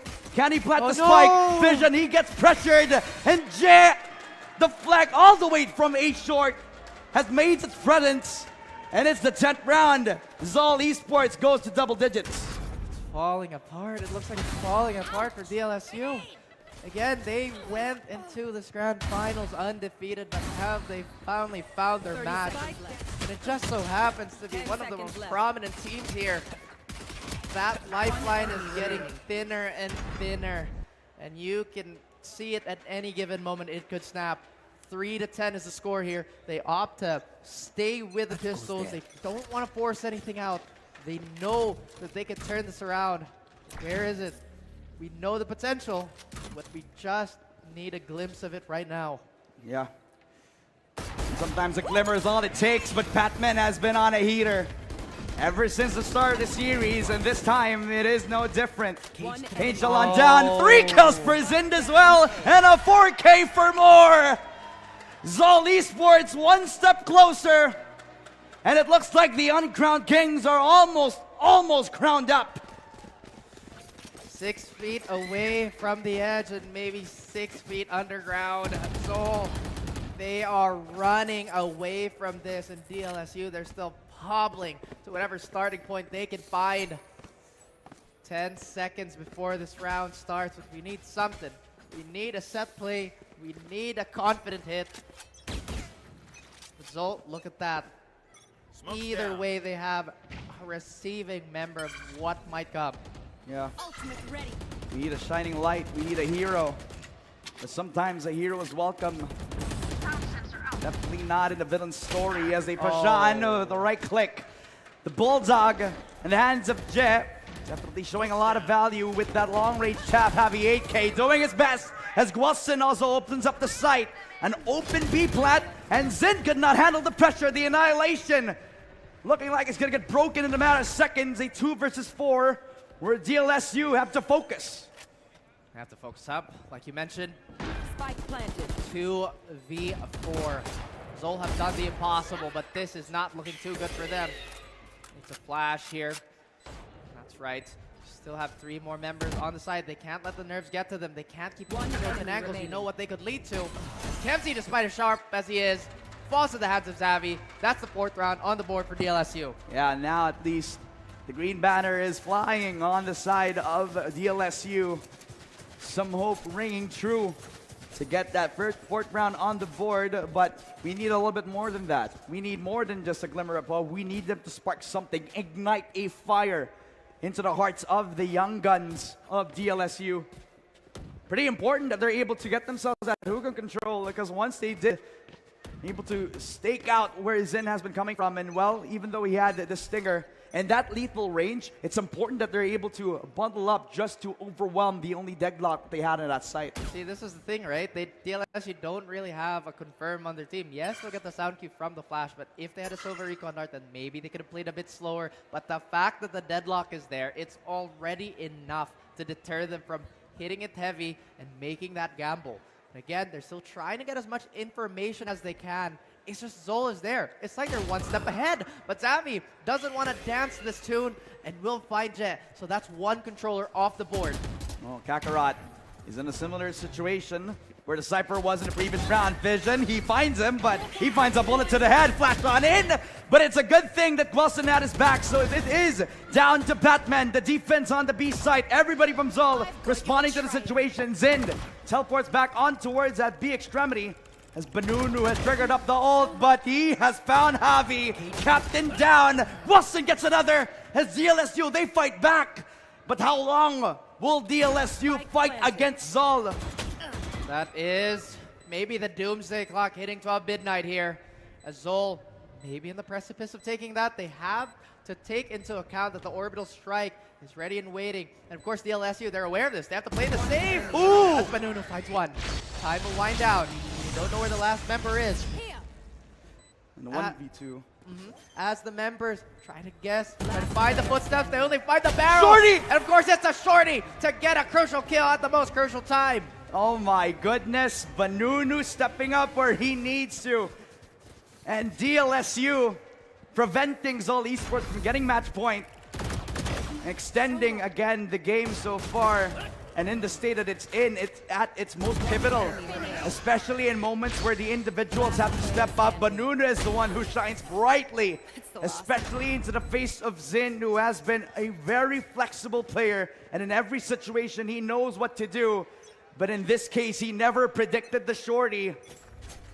And Zol Esports probably never predicted that they're going to be in the eco round this time. I feel like if Zol were to lose one more round, they'd start calling the pause. And it would make sense if they do. But right now, it's Vision finding the opener here towards the B side. Kakarot trying to play it coy, trying to play it sneaky. DLSU, they are aware of what to be waiting. They have a few flashes here and maybe a few Yoru clones to throw out. They take the slower approach. Once again, they try to crawl. They know slow is steady. They want to keep this as smooth as possible. Of course, they can't wait too long before Zol reclaim all that lost real estate. No way. No way they're going to TP onto this. And that's the Neural Theft Online, so they're trying to confirm where the stack is going to be coming from. And when they do, the TP comes in, and that's where they're walking into the Deadlock utility. The wall is doing a really good job trying to delay that push. A nice grab net as well from Zind. That's a lot of time bought, but that's a bullet to the head onto Zind as well. As Sekray opens up, that's Headhunter to claim the second as well. A double for Sekray. And they got a lot of space, but they're also TPing onto the other side. An open B flat, especially with the Cypher down to the ground. They keep this clever, they keep it going. Zol only has Kakarot alive. And I'm pretty sure this is a round that's done and dusted. It could be the caster's curse, but I don't think it's going to happen. So I think this is a time where we kind of slow down, talk about the game a little bit. And this is what DLSU needed. They knew they couldn't force that choke fight, so they had to make Zol try to push out. Yes, they did find that deadlock, and yes, they did get stopped, but their response was just not there. It was just, again, late. I mean, sure, they did have teleporter control, but right now we're just waiting for Zol to, I guess, wait this round out. Yeah, I mean, time is of the essence for both of these teams, and if only DLSU can string out more of these rounds, that they can buy a little bit more time, keep the momentum going. With Zol, they want this to end right here, right now. 6-11, ladies and gentlemen. Buhay pa ba ang mga nasa Robinsons Galleria Cebu? Kasi it is one more opportunity for the side of DLSU. With Zol Esports on the back foot, still 11 rounds from them. Dalawa na lang ang kailangan for them to end this game right here, right now. But the collegiate scene is looking on as DLSU is representing them to show that the collegiate gap has shortened over the years. Again, that's impressive as it is. And as we mentioned, this could be the timeout. We know we have a lot of passionate fans and maybe even more passionate hosts in the crowd. As we wait for this timer to come down, this is that rhythm that maybe DLSU should have found sooner. They have the Yours to definitely control that. They could maybe bypass the barrier mesh with the teleport. But again, these are just possibilities that they could play on. It's always what could have been, what should have been. In the end, sometimes it's about maybe just click him in the head. That's true. And it'll work out. That's true. It's as simple as that. You know, sometimes people play for the numbers, people play for the stats, but all it takes is definitely the right game plan at this point in time. And so far, DLSU has found one that's working, using the teleports to their own advantage, finding a way to isolate most impactful player in the rounds for Zol Esports. It was Zin in that regard. But now they need to keep the heat going. They ignite a spark in the eyes of DLSU. As they now come back into the game, they have full control over that Shar's position, but because of that one smoke, they can't push through it. Will DLSU poke the buttons on an A site that Zol Esports are looking to defend with all their might? Well, they're definitely walking into the strong side here if they couldn't get their numbers right. But what is the ace in the hole here for DLSU? Regardless of what happens, if this rocket could find a frag, either way, it does whiff on both sides. But Banunu to clean it up. You talked about a man putting himself above and beyond for his team. That's him. He's initiating everything. He's been defending as well as they can, and he's one of the largest reasons why this is competitive. Now the barrier mesh is in place, so we are going to hit a full reset. But it's Happy again getting a kill. Jay will dare to find yet another. Going into unexplored lands is time ticking down. It's Kevzi getting one more. Nero Theft comes into play, but Kakarot doesn't need it. He sees one more head. He realigns. He's cool and calm. He knows where the last player is. And all they have to do is wait as Banunu falls into those crosshairs. And yet another massive winning 3K. Zol Esports looking primed up to take this 2-0. And finally, the dream is looking rough and ready. The uncrowned kings looking to take their throne. As last year, 2023, they were this close to toppling Oasis. They failed in that regard.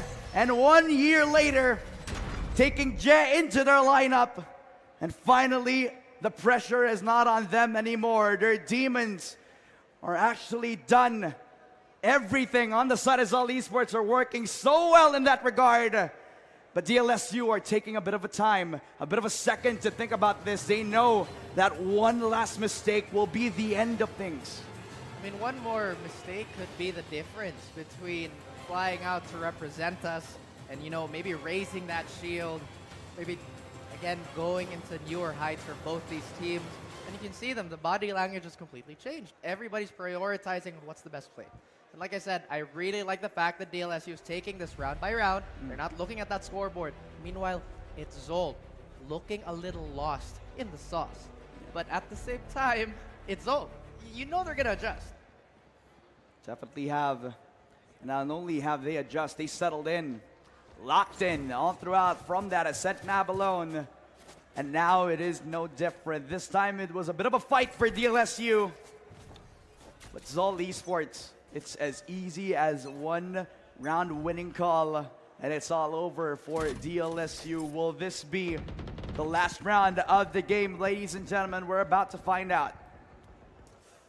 Well, everybody in DLSU is willing to make their legend, and to be the ones that make Giants bleed is such an impressive feat on their resume here. But once again, they keep this as slow as possible. Slow is smooth and smooth is fast.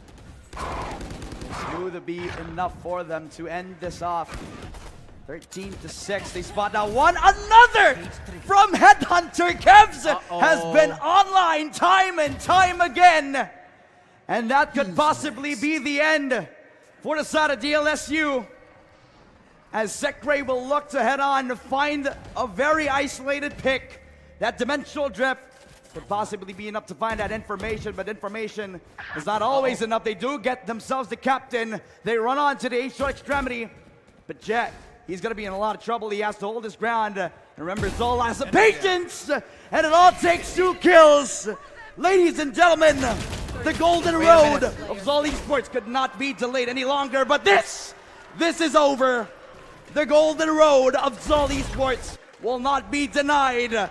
As a second year in a row, they were in the finals, and now they are your champions.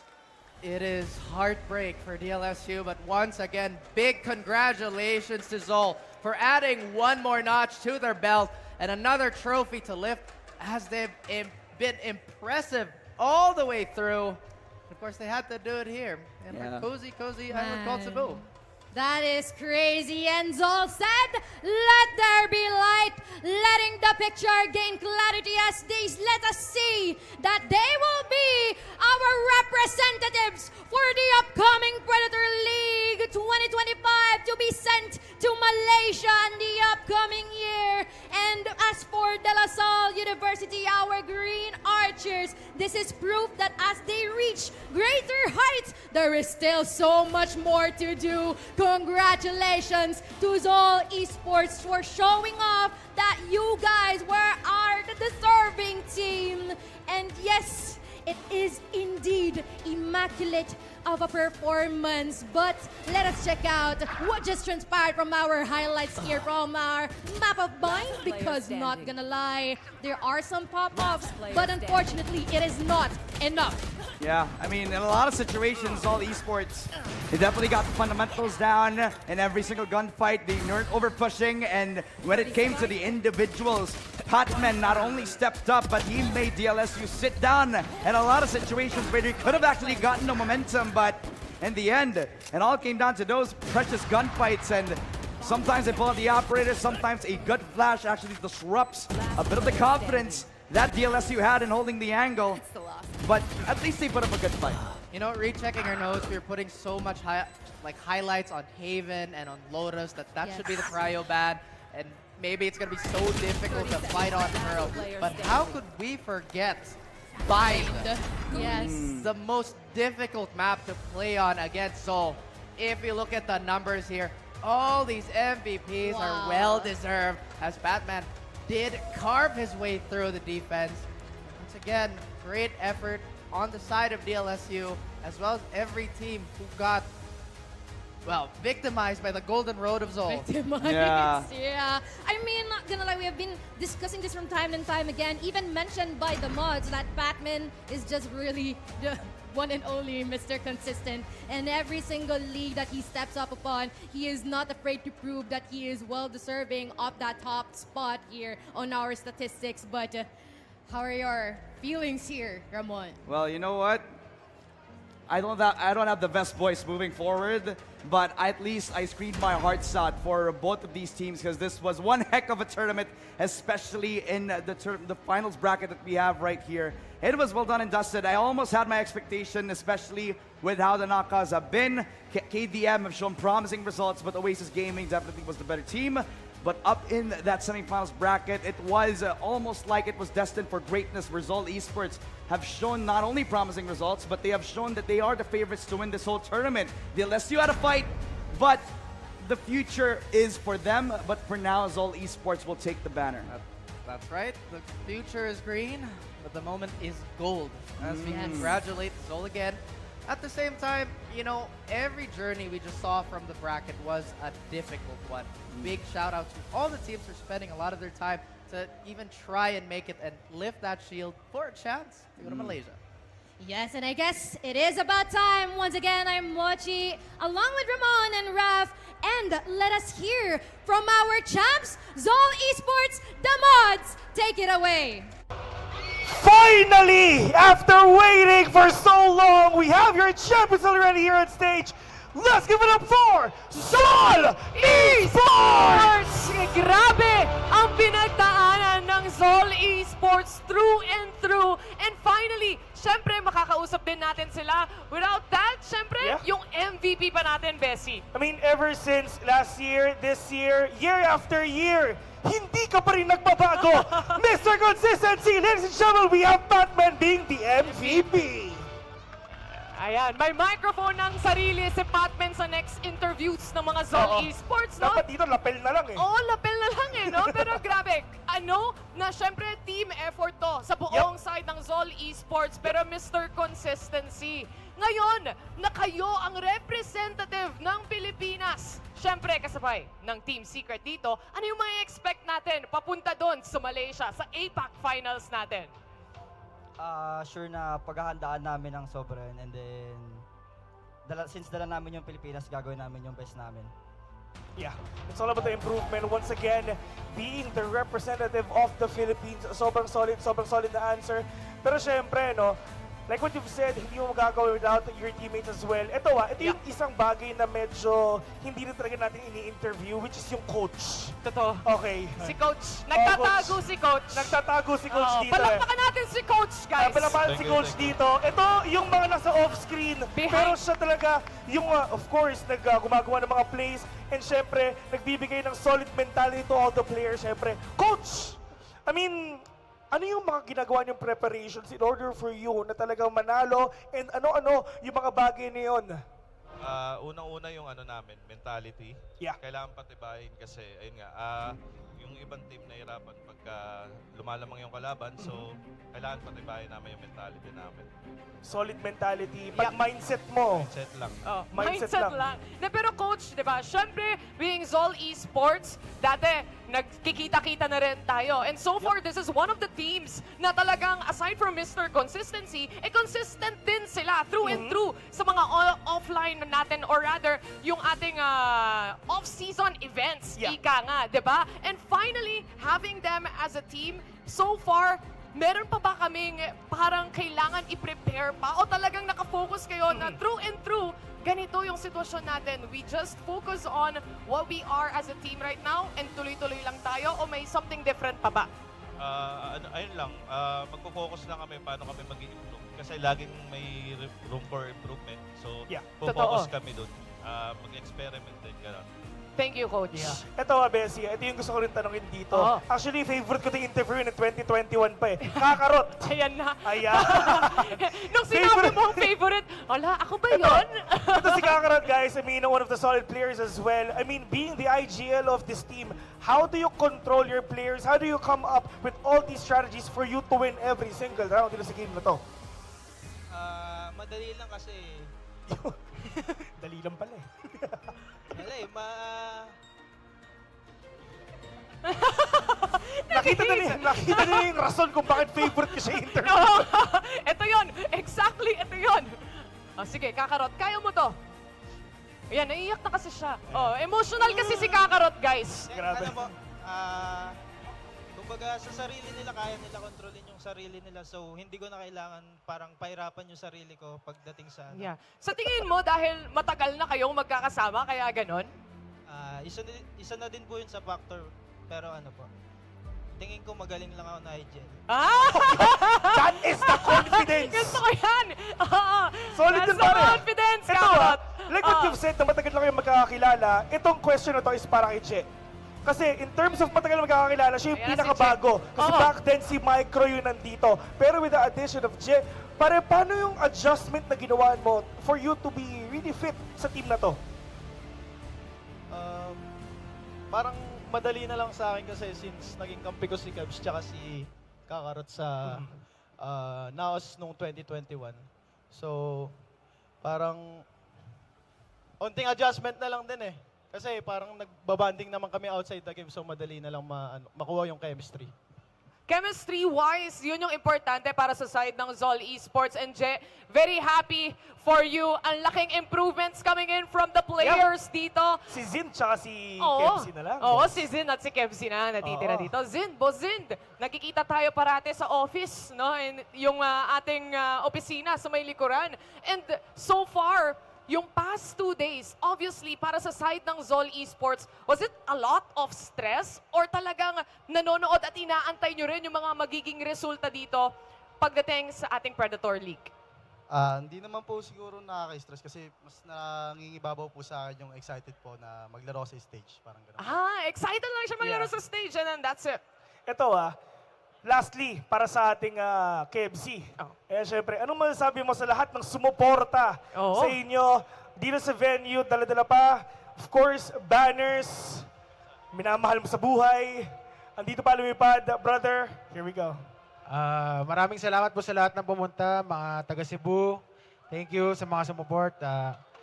Thank you rin po sa Zol, sa bumubuo ng Zol. Ay, may listahan siya, guys. Sorry. Sorry. Shoutout po kay Boss Blackstar, Boss Dawiswis, Doc Arjo, Nathan, and siyempre, Bosses ko. Iyon. Siyempre, all the way from Manila, girlfriend ko. Thank you, I love you. And yung family ko nanood sa bahay, love you both. Ayun, alright. 2766. May nagtatago sa likuran. May nagtatago ang talagang ultimate Tito of Manila. 2766. Halika dito, last na. I mean, boss, syempre, with your expertise, I mean, anong gusto mong sabihin sa buong team nyo ngayon? Sobrang proud ako sa kanila kasi ever since pumasok ako, nag-i-improve lang sila every month, every day. Kaya, thank you sa tiwala niyo, boys. Wow! The trust. Very heartfelt, ika nga, yung message dito ni 2766. Pero yun nga, ito na ang isa sa mga representatives natin heading to APAC Finals natin. But for now, before we go to the awarding ceremony later on, pupunta muna tayo sa very short break. So don't go away, Predator League Philippine Finals 2025 will be right back.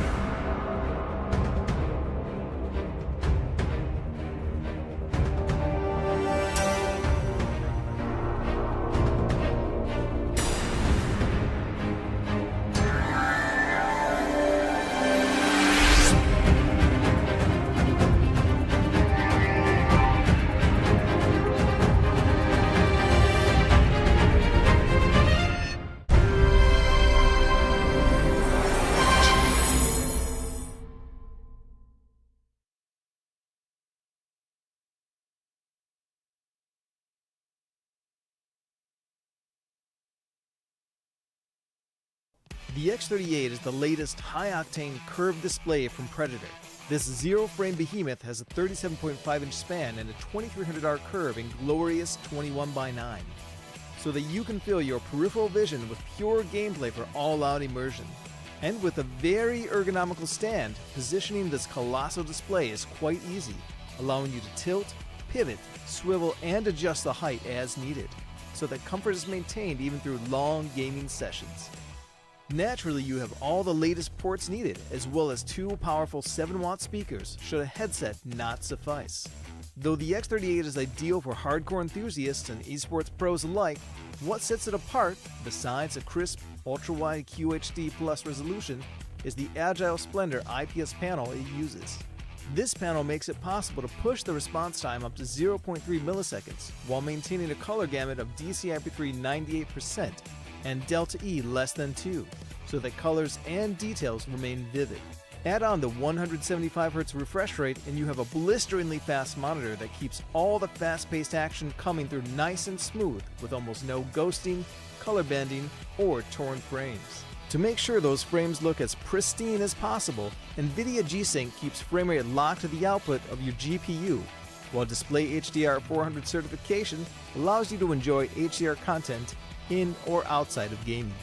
So if you're looking to go all out, it's time to introduce the monumental X38 to your game setup.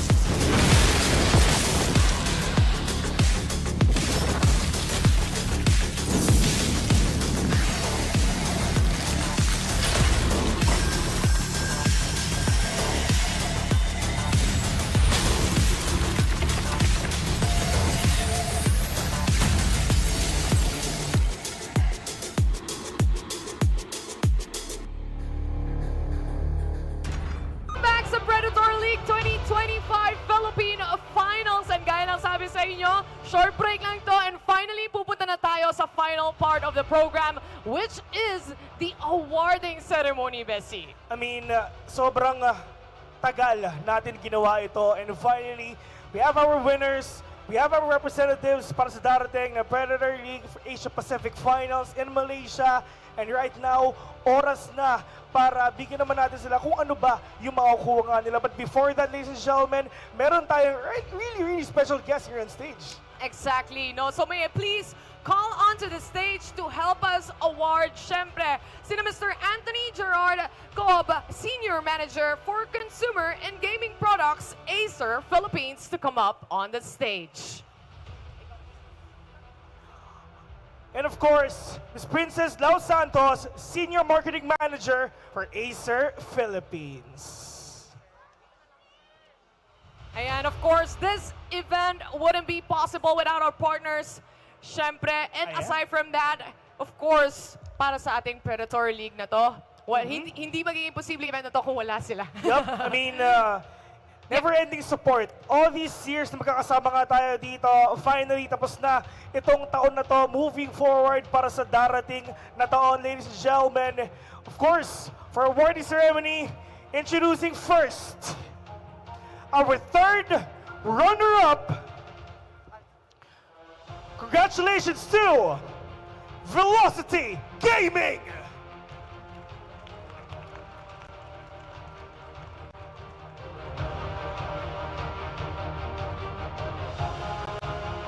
A quick photo op with the team that we have right now. And of course, the efforts that they've shown para sa ating lahat dito. Compress lang tayo saglit, guys, for the quick photo op.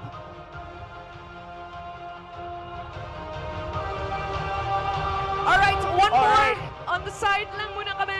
One more for the team. Here we go once again. Palakpakan naman natin. We have Velocity Gaming.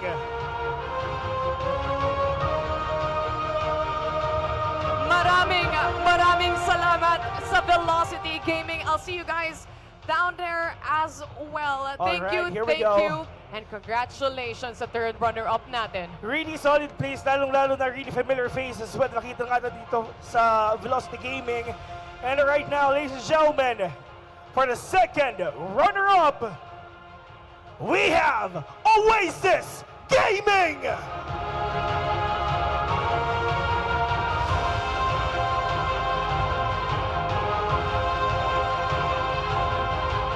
Once again, we have Oasis Gaming here on stage right now. Been here since day one. Press for the photo op, guys. A quick compress. One picture with us.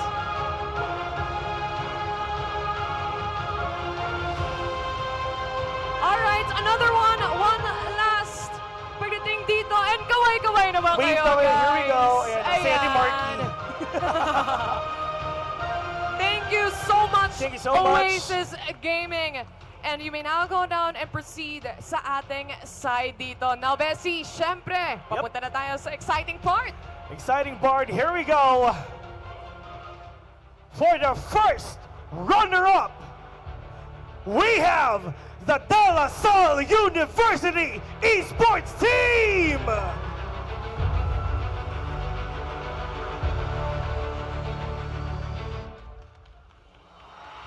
Once again, UAAP champions, isa sa pinaka-solid na team sa collegiate scene. Your first runner-up, ladies and gentlemen. Once again, palakpakan mo natin, the De La Salle University Esports Team. Quick photo op.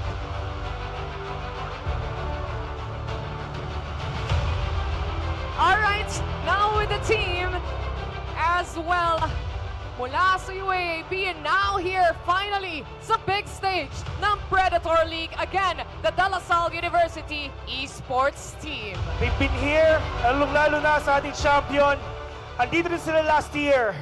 Lumaban sila kalaban ng Oasis Gaming. Pero ngayon, babawiin na nila lahat. Nabawi nila actually. And here we go. Ladies and gentlemen, your champions and your Philippine representatives.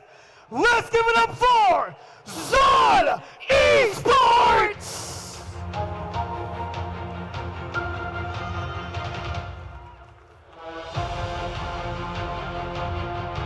Time and time again, proving once again, consistency is key.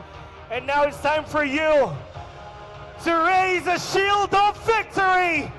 Once again, let's give it up for Sol Esports!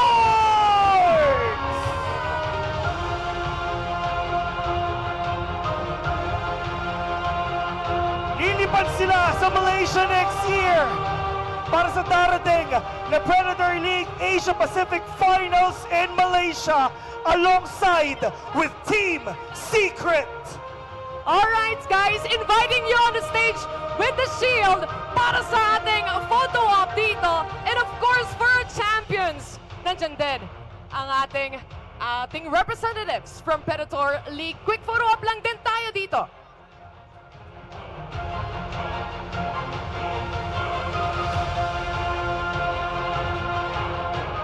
Alright, now with the rest of the team, and of course with Predator. All right, once again, we have Zol Esports winning a whopping 250,000 pesos. Siyempre, being the representative ng ating bansa. And siyempre, hoping for the best to the fact na tayo ang defending champions this year. All right, there you have it, si Mr. Consistency.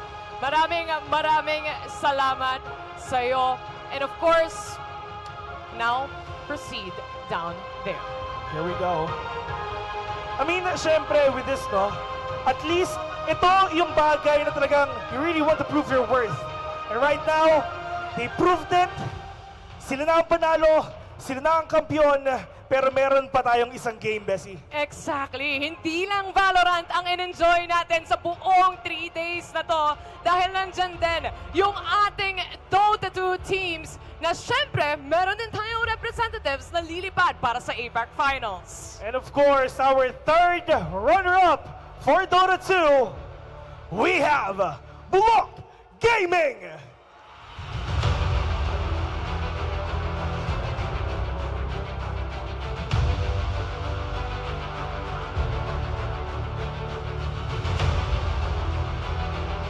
Alright, just a quick photo op syempre kasama ang ating mga teams dito. Compress lang tayo.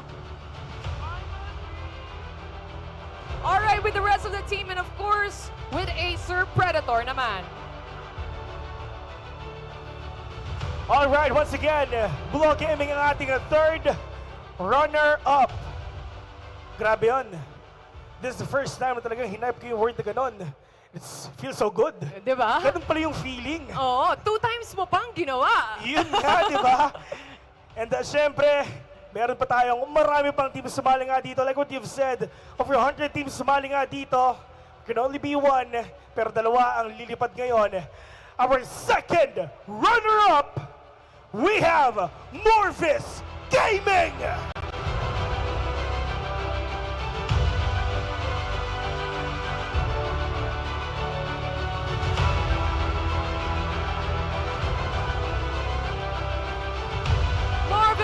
Gaming right here on the stage. Again, another quick photo op lang tayo. Compress lang tayo ng kaunti. Ayan, perfect.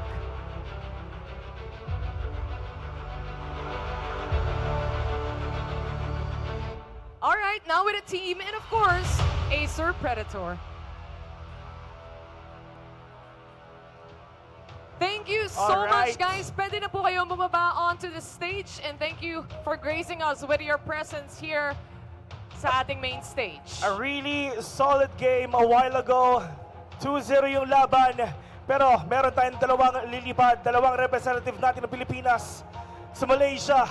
And of course, our first runner-up in our representatives in the Predator League APAC Finals. We have Ivory Gaming!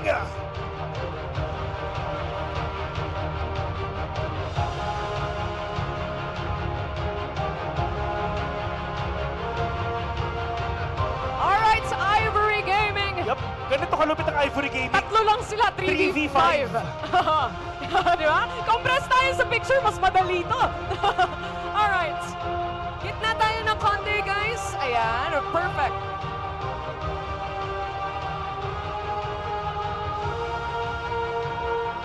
Alright, now with also the Acer Predator team, just one last photo op. Ganito katindi ang Ivory Gaming. Wala nang support. Mid, carry, offlane lang ang meron. Pero at least, Ivory Gaming, isang team nalilipad din to Malaysia. And of course, being representative of the Philippines. And up next, itong team na to, sobrang tagal na sa Dota 2 scene.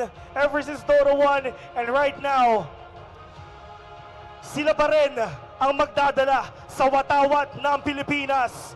And your champions!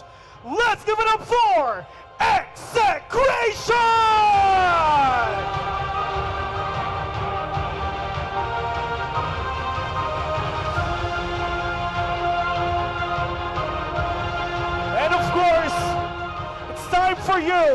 to raise the shield of victory once again.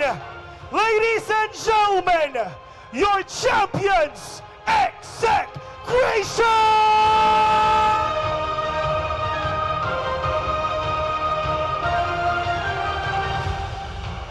You guys deserved it, earned it.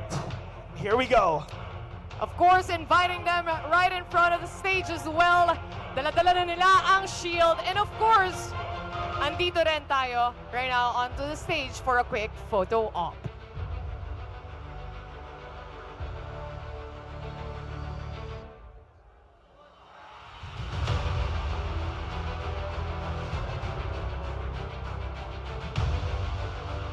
All right, one last photo with the Predator team, of course.